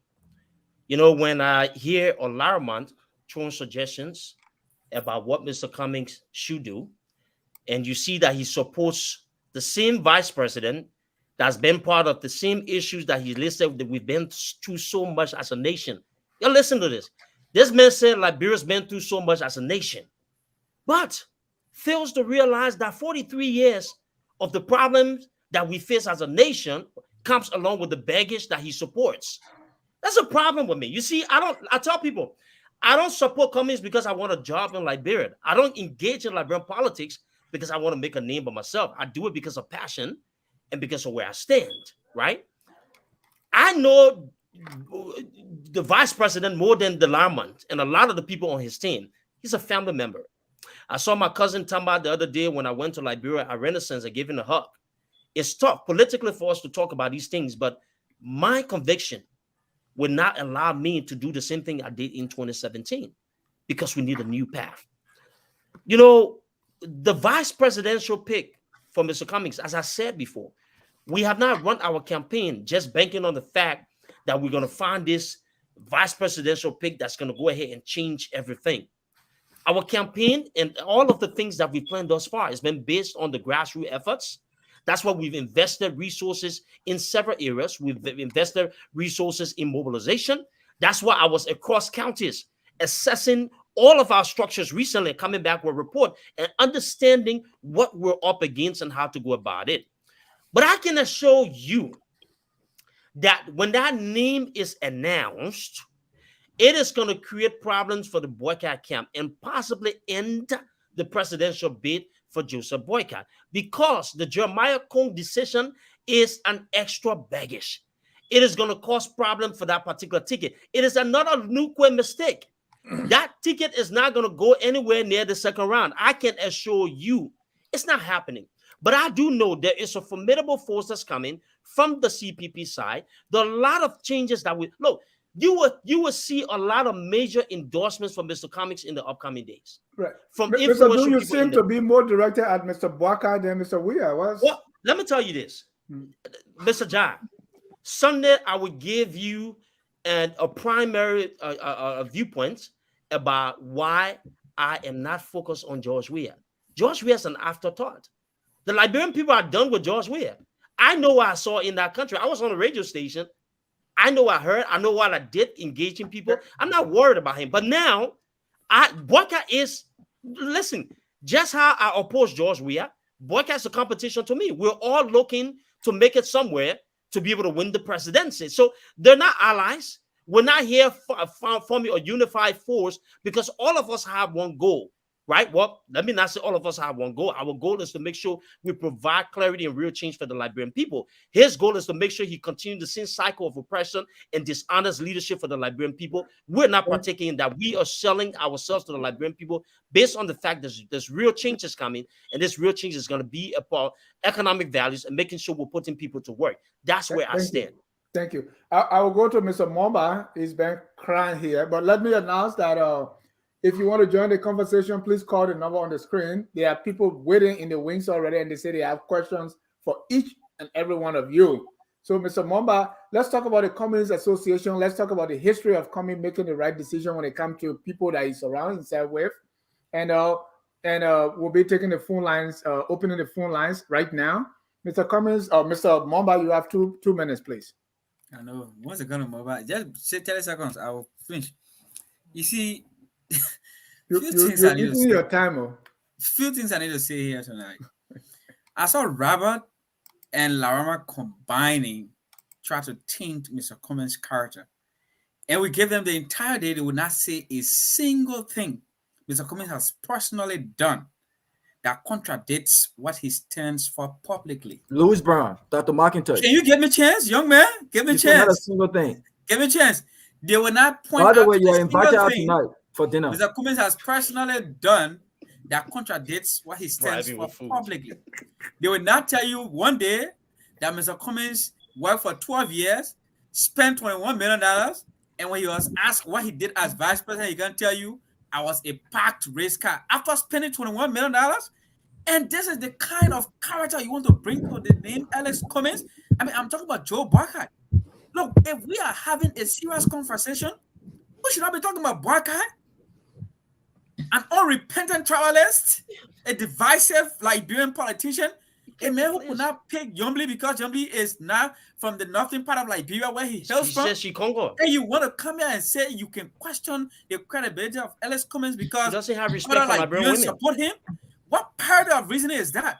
Look, we should have a serious discussion on such a platform. And people want to question Mr. Cummings' character simply because now Devin come to Robert. You met Sekou Carrasco Damaro quite recently when he came to the US. Yeah. So you ate some of the CDC money because you met Sekou Carrasco. Now why are you telling us that now George, we are paying you because you and Sekou went out? In fact, at Sekou, that George, we are paying for the Minister of I think it's fair to give me some response so to such because you and Sekou were together for a professional who works and earn money for a young man. Excuse me now, Robert. So Robert, don't make me pay for a polygraph test. That means you are one of the corrupt government officials. Okay, that means kind of Larama. Dennis, you have to let me respond to this. So because you were in the ARP, that means you kill people doing the civil crisis in Liberia, and that we should not listen to you. No one said that. And then your knowledge is wrong. We are having a serious discourse here. You cannot try to taint the character of a man simply because people come and support him or people he has met with. Is that where you degenerate? But ignore the corrupt practices of the former VP. Dennis, you have to let me respond. I'm about to leave. You have to let me respond, please. No, why don't I let you respond? So that you can't let me Robert enjoys taking pictures with his CDC friends. If you want to force is being criticized for his decision to invest in the corrupt glory of CDC. You have a picture of George Weah? Let me respond. All right. I want to bring in our callers. No, I'm about to leave, Dennis. No, Robert, you are corrupt. You can't get corrupt.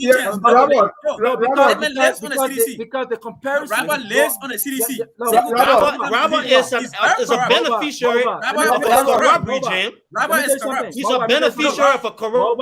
Robert, leave that talk. No, Robert, you are corrupt because you meet CDC officials every day. Robert, you are corrupt. You are corrupt. You are living on the CDC. You meet CDC officials every day. You don't now. Why would that's the reason he's bringing here? No. That's not the same thing. But then but you just accused Mr. Cummings of associating with other people, right? So you reap the benefits of corruption. No, dude, hold on. No. The comparison here is this. That's the same thing. What's the difference? Let me tell you. Oh man, be disciplined, man. Come on. Why you are doing this sitting on me? No, wait. I give you a turn to talk on things you're protected. Go ahead. But listen, when I didn't say that Alex Cummings met Louis Brown or Dr. McIntosh to beg for money or to support him. You didn't take VIP tickets on the basis that I met. Wait. Please give me a chance. On the basis that I met. On the basis that I met, Carrasco is a friend of over 9 years. Okay, the hotel you slept in. No, guess what? The hotel you slept in for 3 days, I pay. Every dime that was spent on you in Atlanta, I pay. Every dime. Dinner, I pay. Everything. No. But the comparison you're making here is different. I'm not different. Listen. I'm not going to let my friends of 19 years because of the government they're working. I can criticize the government and I can have fundamental disagreement with the government they're working, and I can disagree with them personally. You can accept VIP tickets and become when I recruit those individuals on my team to win election, it's different. No, election. Why is you're practically the public relations officer of the Ministry of Youth and Sports. All right. Let me bring on the callers. When it comes to this different, when it comes to election, it's different. No, Robert. Mr.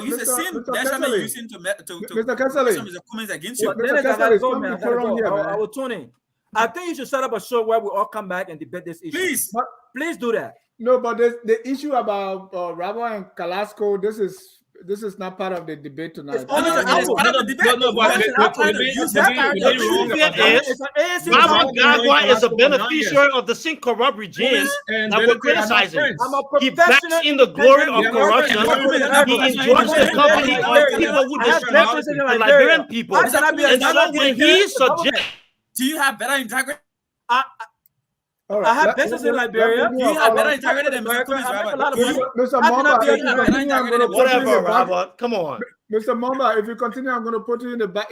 No problem. Put me in the background and take me on the show. Do anything. All right. Definitely, I'll do that. We already got 5 callers here. Let me bring on the first one, and that's Mr. Elvis Morris. Caller, you have less than 1 minute each to make your point. Yeah, I mean, I won't even worry too much about the points that I want to make. I will just appeal to the gentleman on the platform tonight. This is a respectable platform, and I think you guys need to show decorum on this platform. Mr. John, don't allow your platform that you worked so hard to build to be degraded in such a manner. This is not what we like to see on this platform. And I want to send props to the elders, including Mr. Mame, Mr. Gaiman and Mrs. Moba. I think you guys were well behaved. You show your age tonight. The other guys, Elvis, no surprises. For intelligent conversation. Yeah. This is supposed to be. The Liberian people for you there. So my brother Moba, I know. He's hot, but show some respect to the host. I know. Host, Moba, we expect better from you. When they're not going the other way and stuff, especially with the arguments. I'll leave it there. Thank you. Let's bring in Mr. Paul. I'm surprised I ever said what he said. Exactly. Mr. Paul, go ahead. Yeah, thank you, Dennis, for taking my call. I would like to echo what Evan just said. I hope you guys will, at least, give a lot more better next time. I know we are fans of you guys, and please, in a public debate like this, especially if you represent Mr. Cummings, a lot of people will be looking up to you guys. But yeah, so let me make a few points here. Robert has a legitimate concern. But Robert, I need you to understand, not you to, that's too strong, but please understand that Mr. Cummings have never accused, maybe except the Weah government, because everybody can see the evidence of the Weah government. So he has accused the Weah government because that's the time he's been in the country. But Mr. Cummings went to that country, he has never accused anybody, not Mr. White, not Mr. Yuri, of being corrupt, but he has accused the system. Okay? It's the system, and he said, if we continue to use the same system, we cannot get a different result. So that's number one. Number two, this man was taken to court and he was denied by his own best friend. And this very when they turned around and said, this man come to this country, he's acting like a big man, he won't join with nobody, and all that kind of stuff, he won't go as vice president. Imagine if Mr. Cummings, if they have one thing and said, Mr. Cummings, please come and be part of this collaboration, and he refused. Imagine what the propaganda narrative would have been. This man is only trying to say we need change, because 5 million people, we cannot be like this. It has to be at least 2 good people among us that will kind of change the system. And you just happen to be one of those people. So thank the you. argument is, no, please, the Dennis, I'm begging you. Even in Canada, he said the same thing. In America, he said the same thing. If you just change the system, those same people you call corrupt today, may be better tomorrow. Okay, so again, give Mr. Cummings a credit. Thank you. Thank you. And your guy dealing with me, your brother, he said Dennis Jai is biased. Look at him. Hey, you are threatening me, Jana. Well, you see one thing, Mr. John. Let me say this. Hold on, dude. Let me put better comments on the board first. They expect the ANC to come here and be bullied on stage, but when we stand up, hold on, dude. It's not going to happen, man. Better continue, and he will bring all his people to call. It's a great discussion. I like it. It's a great discussion. That's what I'm saying. But when they're not having a way to start getting a little personal and stuff, we're here to sell an agenda. We'll do it effectively. That doesn't mean when I see Rawa Gagwa, we're not going to hug it up and there's something. Hold on, dude. Please take notes. The callers are coming. This one is John Conto. Go ahead, John. Hey, Joseph Conto, Nigel Conto. Oh, thank you so much. Sorry, Joseph. And I want to say good evening to everyone, Robert, and everyone else. My boy, Duke, and my man, Molba. Great job tonight. Hey, I just want to touch a few points here. One, the VPS. The broadcast folks were misinforming the Liberian people about the VPS. The VPS results were not binding for the primary or in the CPP process. The VPS results were only meant to inform the delegates who they should select or to elect at the convention to serve as a standard bearer of the CPP, because that was going to help them to determine who the Liberian people want to be the next president. Secondly, I heard one of our men talking about the LPMC. Brother, don't talk about our LPMC business. Because I'm telling you, have Mr. Boakai done a great job at LPMC? He was vice president for 12 years. What he should have done, he should have asked the Ellen Johnson-led government to re-establish the LPMC. He never did that. So don't try to give me credit for something that he's not doing. Secondly, on the CPP document, Mr. Boakai went to court. You can subpoena somebody to go to court. It doesn't mean that they can go there and tell a lie. They are going there to tell the truth. But Mr. Boakai went on the witness stand and stated to the Liberian people that from the day they signed the CPP, the original CPP freeway document, on May the 19th, 2020, he never saw it that they signed it via Zoom. He said from that day or the day they went to court, he had never seen any copy of it whatsoever. Even though the lawyers who went to do the amendment of the original freeway document because of the job clause that were in there, wrote and said that they presented the document to all the political leaders. They had a presentation at the Liberty Party headquarters and presented the document to all the political leaders. In fact, thank you, Joe. Yuri denied it, but then he accepted it later on. So thank you so much. We will be honest when we're discussing the issue. Thank you so much. Thank you. Our next caller is Aliyu Samba Kamara. Aliyu, you're live. Oh, sorry. Okay. No, it's Aliyu. Sorry, but Peter is on now. So go ahead, Peter. Even though Aliyu was before you. Thank you. Okay. Dennis, thank you so much for this conversation. And I'm glad that the last caller dealt with the VPS live. So I'm glad. So let me move on to the next one I want to address. ANC pursued Mr. Cummings. Mr. Cummings did not buy the ANC. Mr. Cummings did not go to the ANC. Mr. Cummings was looking to join a political party. The ANC were the ones who went to Mr. Cummings more than once, asking him to consider leaving the party, and he ultimately did. So please stop spreading a lie about Mr. Cummings buying any political party. It's simply not true. Number two, when we talk about Joseph Boycott, right, I need the people supporting Joseph Boycott to tell us what is Joseph Boycott's greatest passion. What does Liberia have? Because Joseph Boycott served in our government for, I don't care, say 15 years. What do we have because of that? You talk about experience.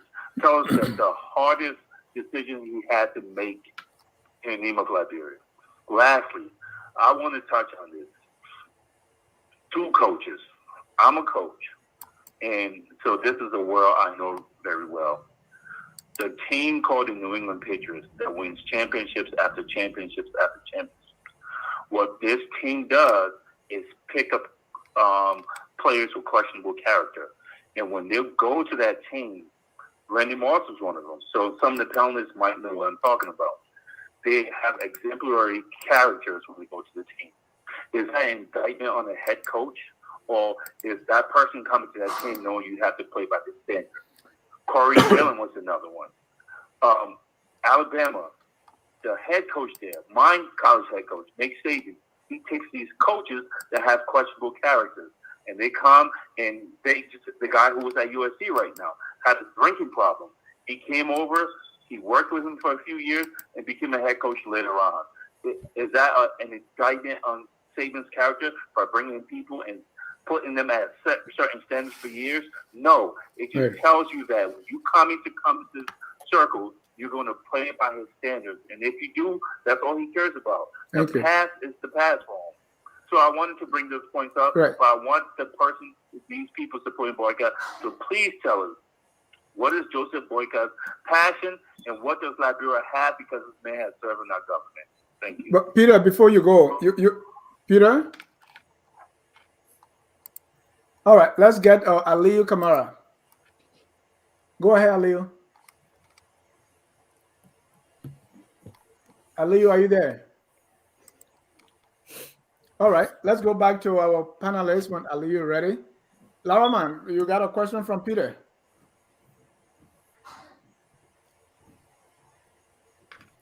Can you put up the question? He said, what has Joseph Boycott done? If you say he stayed in government this long, what has he done? What has become of the government that we can look at and say, yes, Joseph Walker did something good that we can be proud of? I'm paraphrasing. It's a respectable statement, but you see, the ANC folks speak as though we did not have an interruption of the 14-year civil conflict. Let's go back to the LPMC. The entire project was a massive success. There was an audit conducted, I think it was in 1982, by USE, and it shows that the project was a massive success. And the government at the time supplied huge quantity of rice, but also have excess in terms of revenue generated, that they were able to pay all of the donors, and there was still excess on the part of the government. We are talking about 1982. That's almost 40 years ago. We have 14 years of civil war that interrupted some of these gains that we made in agriculture at the time. Someone talk about under Joseph Weah, 12 years while we didn't reinstitute the LPSC. Times are flying.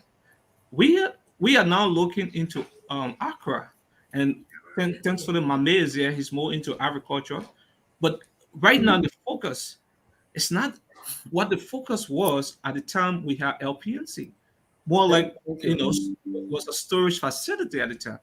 But right now we have to invest into mechanized farming, and this is what Joseph Barker wants to do. As far Thank as you, Larama. Even though he ran the ADR project down. Thank you. Two more callers here. let me address the ADA. The ADA stuff. Yeah. People They wanted ran it down. space. They failed because of him. Mr. Lama, just write that down. People, I want us to speak to the issues tonight. People are going back to what 1980, and let's see if we can really address the issue. Yeah, he did. Vavi Cover, go ahead, you live. Vafi, yeah, Vafi Cover. Yes, thanks, Jeff. My, because I wanted to make a statement on the other gentleman that was talking about. I think it's up now.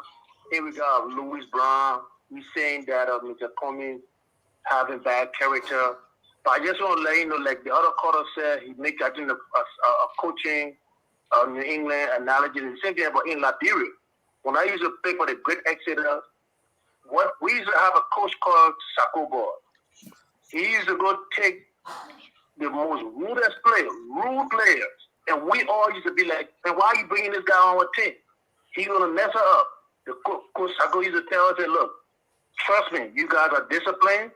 When he comes here, he's gonna change because he's gonna see all of you guys doing one thing, they're gonna follow." And all the rule players then, and which of course they would want some of the best players. So we're gonna leave those good players who said because they ruled and don't bring them part of our team because they were ruled. But guess what? All the rule players we brought, they make us one of the best team in Liberia. So the point I'm trying to make is because Louis Brown have whatever character that's who Mr. Cummings. Right. So you don't need the people. He always say this thing and over and over. You continue to say the same thing that Mr. Cummings get bad character around him. Look, bring those people that the people will change. When good people are around, you have no choice but to become good or be your best. That's what I want to say. So is this an admission that Mr. Cummings bringing bad people around here and they will eventually be good? No, that's not an admission. No, I'm not admitting. That's not the point I'm trying to. I'm just talking about his statement. Because I always watch it. You always say the same thing over and over. Okay. And I don't think that's it. But let's assume if that's the case. Even if that's the case, let's assume if that's the case. The point I'm trying to make is people change. Understood. Thank you. You know, that's the point I'm trying to make. Understood. Let's get the last caller here. That's Mr. Thomas Kane, our brother from Duke University. Thomas, you're live. Thank you, Dennis. I'm following the program, a good show. I think others have already made the point of trying to listen to each other when other speakers are speaking. But I just wanted to make a point on a logic I think Molba and Duke have pushed, and a lot of the other callers have pushed this point. I agree with one of the previous speakers that said that Mr. Cummings has compromised some of his principles since we entered the political space. And if you guys want an evidence of that, you both go and watch the speech that he made when he visited Canada. I think somebody asked him specifically about the issue of Musu ability. And in his response, he uses two hands that you cannot clap with one hand. Every time you are clapping, you have to bring both hands and they will have to meet. What essentially he was saying was that in the Liberian politics, if you say you are going to remain all by yourself, you don't want to intermingle with people, there is no way you are going to leadership in that country. And this is where this whole big tent, every time you listen to Mr. Cummings, we are throwing big tent, everyone is coming. And I see a couple of the callers saying that once you come there, you are going to pay his way. So if that is the logic that you are pushing, why don't you also agree to that logic for others? That regardless of who other people pick, when they become the leader, they will have to play to the rules and regulations of that person. So I think all of the logic that you guys have pushed, let's agree to the fact that they're in Liberia. Like I think Mami made the point, regardless of what you do, you're not going to have 100% people who are crystal clear. There will be people who will come with some baggages. Even when you pick from that legislature, I've always said that these picks will be around the legislature because these are people who have political capital. Regardless of who you pick, even your party chairman is in that legislature. It's not disassociated with yourself with him. So let's agree on this point that everybody has their advantages and disadvantages. Don't come to the show and present someone as if it is the second coming of Jesus Christ. It is not. Thank you, guys. Thank you. Mr. Jad, it's important that I come in, if you wouldn't mind. Yes, I think we missed a critical piece, and I want to follow up on Laramount. Let me read this to the listening audience, and I hope I'm clear enough. I thought you were responding to the caller. Well, that too, but this also fall in line with all of that stuff. Okay. In the late 1984 and early 1985, ESF was disbursed in an effort to promote presidential and legislative elections in the country, even though conditions designed to promote accountability and fiscal discipline were not fully met. Yes, the important part. 480 rice and counterpart funds generated from rice sales million were misused by the Liberian government via the agent, the Liberian Produce Marketing Corporation, responsible for rice sales. Serious problems became evident in fiscal years 1983 and 84. Misuse included providing rice without payment to Liberian officials, ministries, and other public corporations, using counterpart funds to purchase local commodities and for other unauthorized purposes. This unauthorized use contributed to a shortfall in the counterpart fund accounts for approximately $16.5 million as of March 1985. Details concerning the misuse of 480 commodities and counterpart funds which are classified were provided to you separately. Because the PL 480 program was experiencing such serious problems in fiscal years 1983 and 1984, the aid mission delayed signing the fiscal year 1985 agreement, reduced the amount of rice provided, and aid inspector general audit was also requested by the aid mission to Liberia. The 1985 audit report reported a number of program deficiencies, including widespread corruption and fund shortfall. This is a report that was actually authorized by the late Ted Kennedy. It is now in the U.S. archive. It links directly the vice president, his time at the Liberian Produce Marketing Corporation, and other key areas of government. When people talk about accountability and we talk about aligning with people, but they're not courageous enough to call out these kind of history, records of the former vice president, then it makes me to question the true intent. The truth here is the vice president comes in with checkered past. And as evident via this document, Dennis, I hope you're able to further discuss this. There is something fundamentally wrong with the vice president that does not represent anything changed. And that's just something I wanted to highlight on the show today. Dennis, let me come in immediately, please. If you're referencing a 1985 document, I just want it to be clear, not putting it in defense. Joseph Boakai served as managing director for the LPNC for 2 years, 1980 to 1982.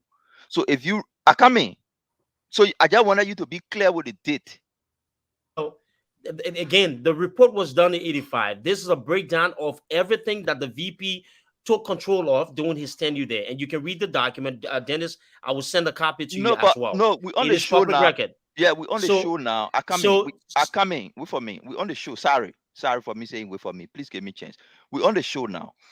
If you raising an argument against somebody and say he was corrupt, I'm telling you that Joseph Boakai serves 1980 to 1982. I am telling you. Excuse me, sir. Yeah. I am telling you, there's a U.S. document that gives a detailed report or several years in which the vice president was in that particular position. But you said the report was from one second. You said the report No. Listen to me. What I want, have you read this document? No, so you have not read this document. So what I encourage, what I encourage you to do, because this document's been out there, we've been reading it, we've been discussing it. You take your time and read the document. No, but just tell us what year Dennis, I'm going to send this to you, sir. Right. Take your time and read the document. You can read, right? Go ahead and read the document as well. Dennis, I've actually forwarded a copy of this document to you. And hopefully, thank you. I mean, we'll have this Joseph Newman Boakai versus Alexander Cummings debate at a later date. People can support the corruption of Joseph Newman Boakai. Let me take our last caller. The spokesperson. Let me take our last caller, and then I will get your closing statement. Time is fast spent. That's Kalebo Gonglo. That's evident. Mr. Gonglo, you are live. Mr. Gonglo, are you there? This has been a very good show tonight. I don't want to take any more time that you actually have used so far. I just wanted to respond quickly to Mr. Yonton's statement in the opening of the program.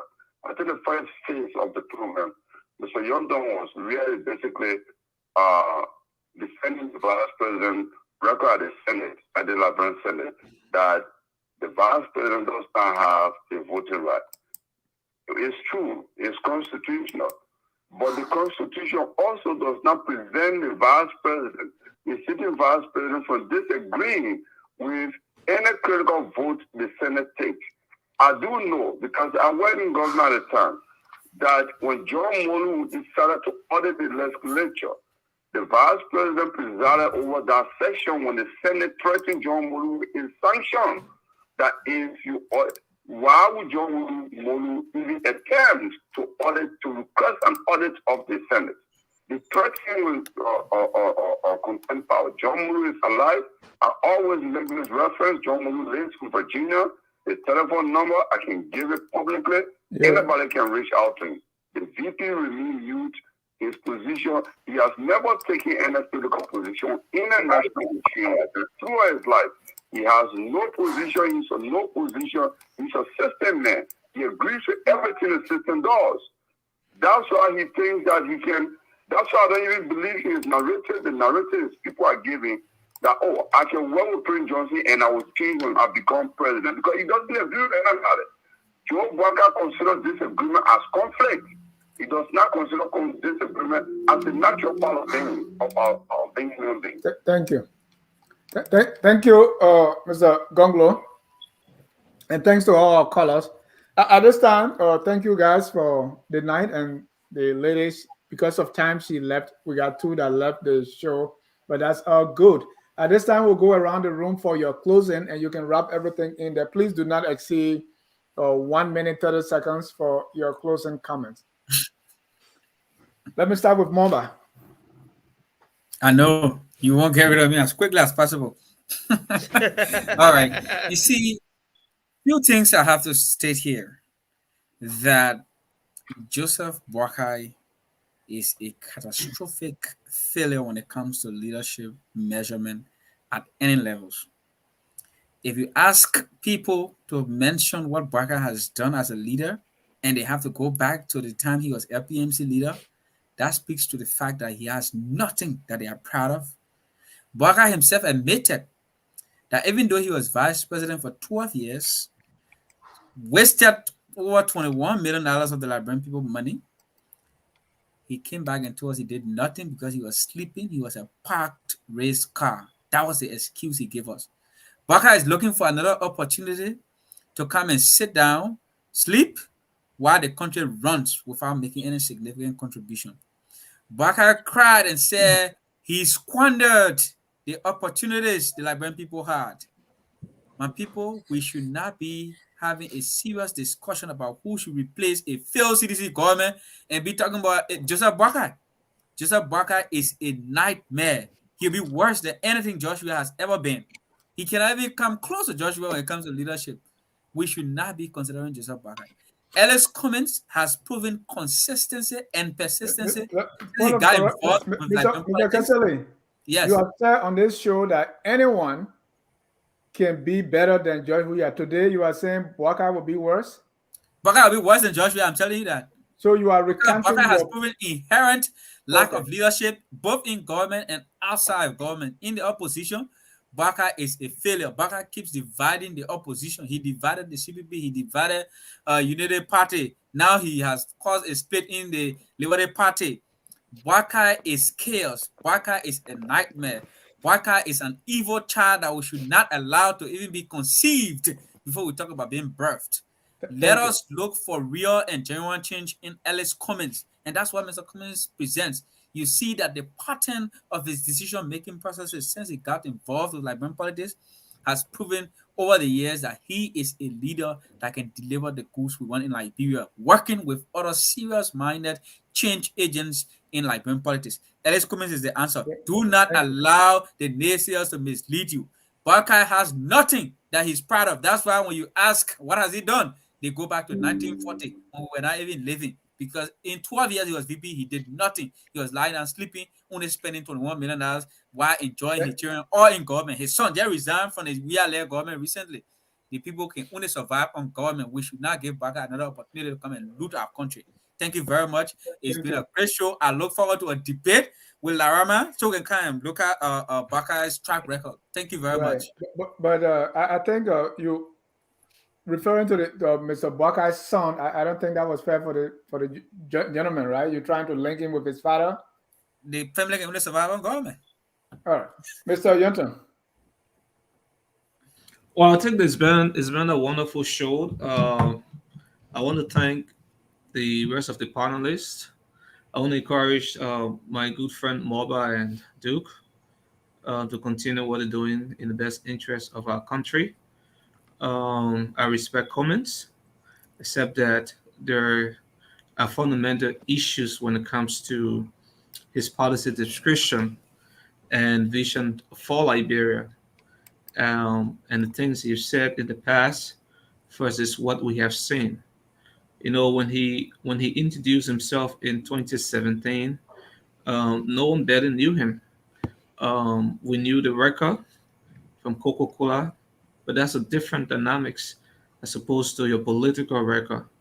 We have been able to see Cummings' political record in the last 5.5 years, a flip-flop of everything that he have ever stood for, from integrity to trust to building coalition. Everything has failed. He survived in chaos, and he is a complete opposite, a caricature of the very things he stands for. It's sad that Cummings' apologists will focus in this election on Bwaga as opposed to opposing Weah, who has been a collateral damage to our country in the last 5 years. But that tells you that Bwaga is the front runner in this campaign. We'll encourage them to come on board in the second round, because obviously we're going to engage the process and move into the second round. And we hope that our ANC brothers, friends, and apologists can join us in the second round, and let's move our country forward. The last point I'd like to make is that quickly, please. Yes, very quickly. The successes of Bwaga can be traced because he has served in government. The government is an institution. When Bwaga served 12 years as president, the successes of the Ellen Johnson Unity Party government became the success of Bwaga. The Unity Party was able to restore Liberia's image in the international front, cancel debt, build institution, anti-graft institution. Those are successes that can be attributed to Bwaka. Because many times in the room, when there's a cop in the midst, and Bwaka is always the last to give his say. So he has contributed to some of the serious decision making that have benefited the country. Okay, so we're looking forward to having more and more of this conversation. And the LPNC thing that you just read, my man, is a report that was generated in 1985. So what happened between 1983 to 1985 is a whole year that Bwaka cannot account for because he was not in that position. But let's talk more about that. Thank you. We'll do that. Thank you. Mr. Gibbon. Thank you very much. Great show with our friends, Mr. Malba, with Amula, actually, Amula gave some great analysis. I agree with Mr. Kessley here. It's a great analysis. I think I have to agree for the first time with Mr. Cummings that he's the newest kid on the block. And if he says he needs someone to be given a chance, I think he has a point. As much as I respect Gonglo and knows him personally for what he stands for, he has also worked in government, been in government. One of the things that scares me is when Prince Johnson spoke a couple of years ago, he said, we brought war to this country. We killed people. Ellen Johnson Sirleaf was part of the killing. Charles Taylor was part of the killing. I am part of the killing. You made Charles Taylor president, and you made Ellen Johnson president. They have to make me president too. For him to choose his son indirectly to be second in command to Joseph Boakai is telling. It is concerning. A man who killed a certain president on national TV, who says his ambition is to be president too, because he third, this is his turn, to make him a heartbeat away from the presidency scares me. And this, I want to tell the Liberian people, if you have never put on your thinking cap, go back and listen to Prince Johnson. This is scary. And I'll leave it there. Thank you for the show. Thank you. Mr. JJ. You know, Dennis, great show. And I will try to do this so often because I think it's time to educate our people. Let me put this on record that today, Larma destroyed the Unity Party, and he has again placed another tainted record on the former vice president.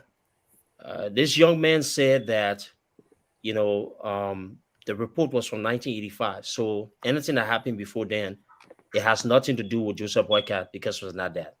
So on this platform, on record, he agrees that if this report covered the tenure of Joseph Boycott is held, will be held or should be held accountable.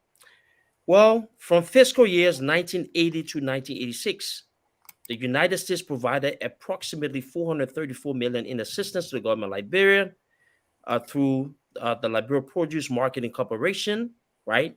And it goes into detail. This report covers the tenure of Joseph Boycott. On your show tonight, Larmat agreed that the vice president should be held accountable for the corruption that was stated in this report. I hope you put this on record. You know, Dennis, there are people who come into this to play ordinary politics. There are some of us who speak about the issues of Liberia because we genuinely care. I'm not seeking public office. I'm not seeking positions from government or recommendation, whatever. I do this because I have the passion to serve. That's why I speak so passionate about Cummings and the new Liberia as well. If you're selling a vice president who's been part of the problem for 43 years, and to come out here today to tell us that he is the change that we should be looking forward to, that Mr. Cummings does not have any kind of policy, but you cannot tell us what policy the vice president ever implemented that created any change. And you sit here today, the same Ellen Johnson Sirleaf that you said made you a parked vehicle, to claim her success, to say that you were responsible, the vice president was responsible for the cancellation of debt, is dishonesty. But again, it shows the true unity of the party.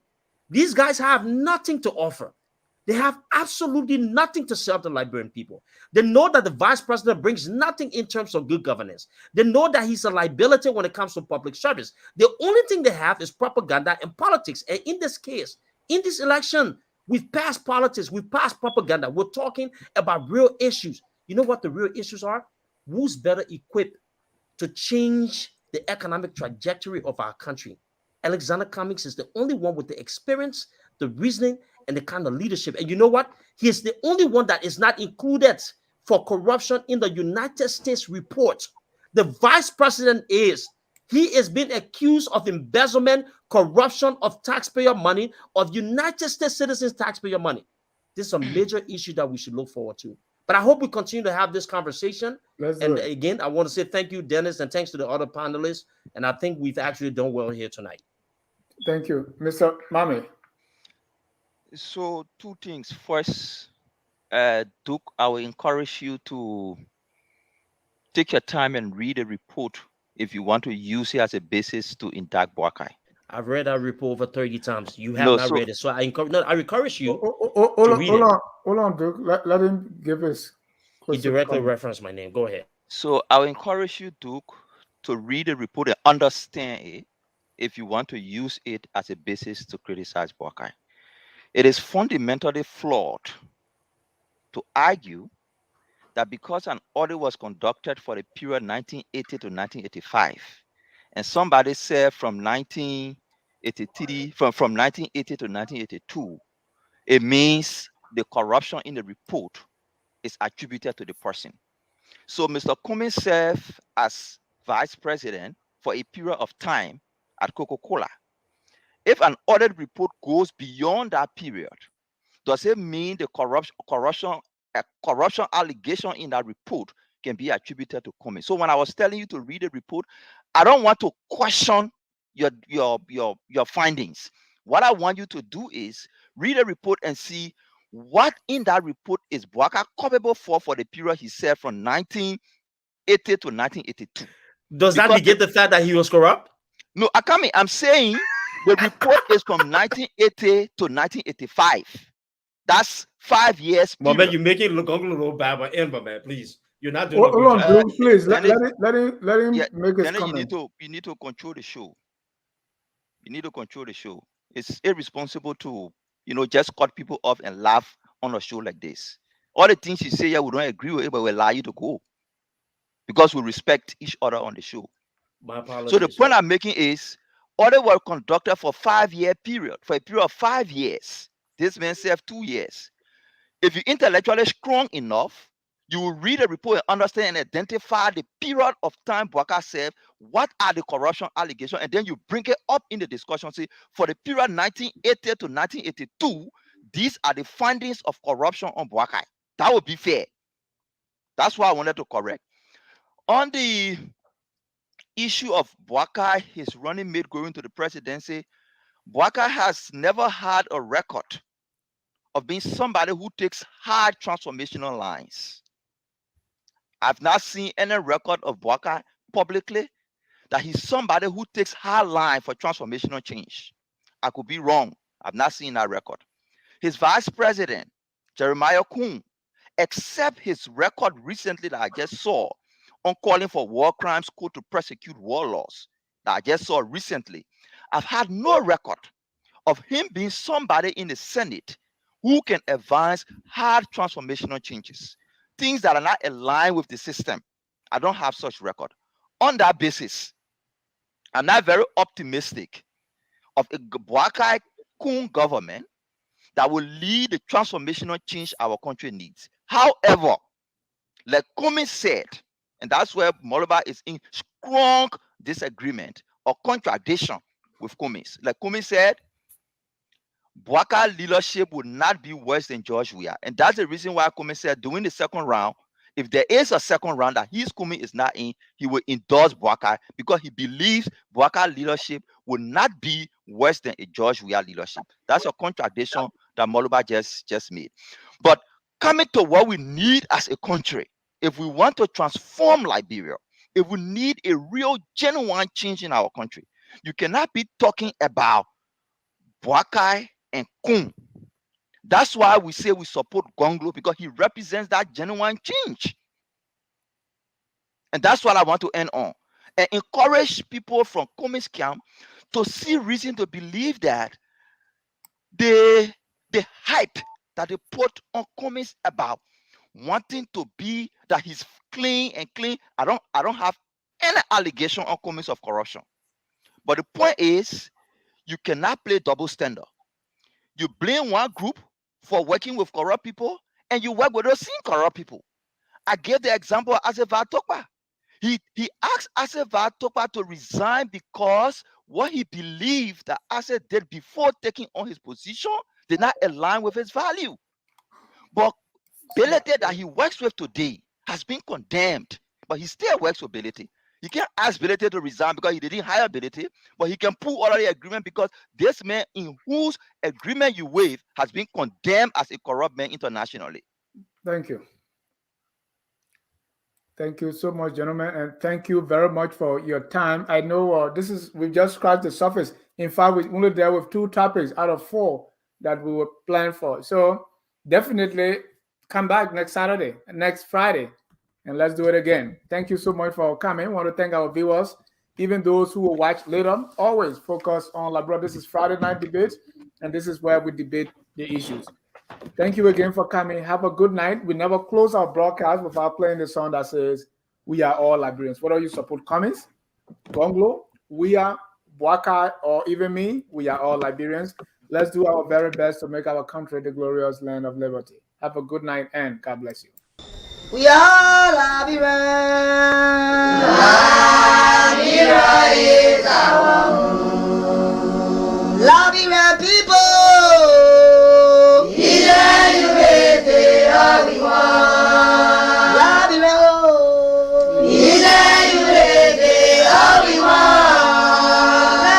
Liberia.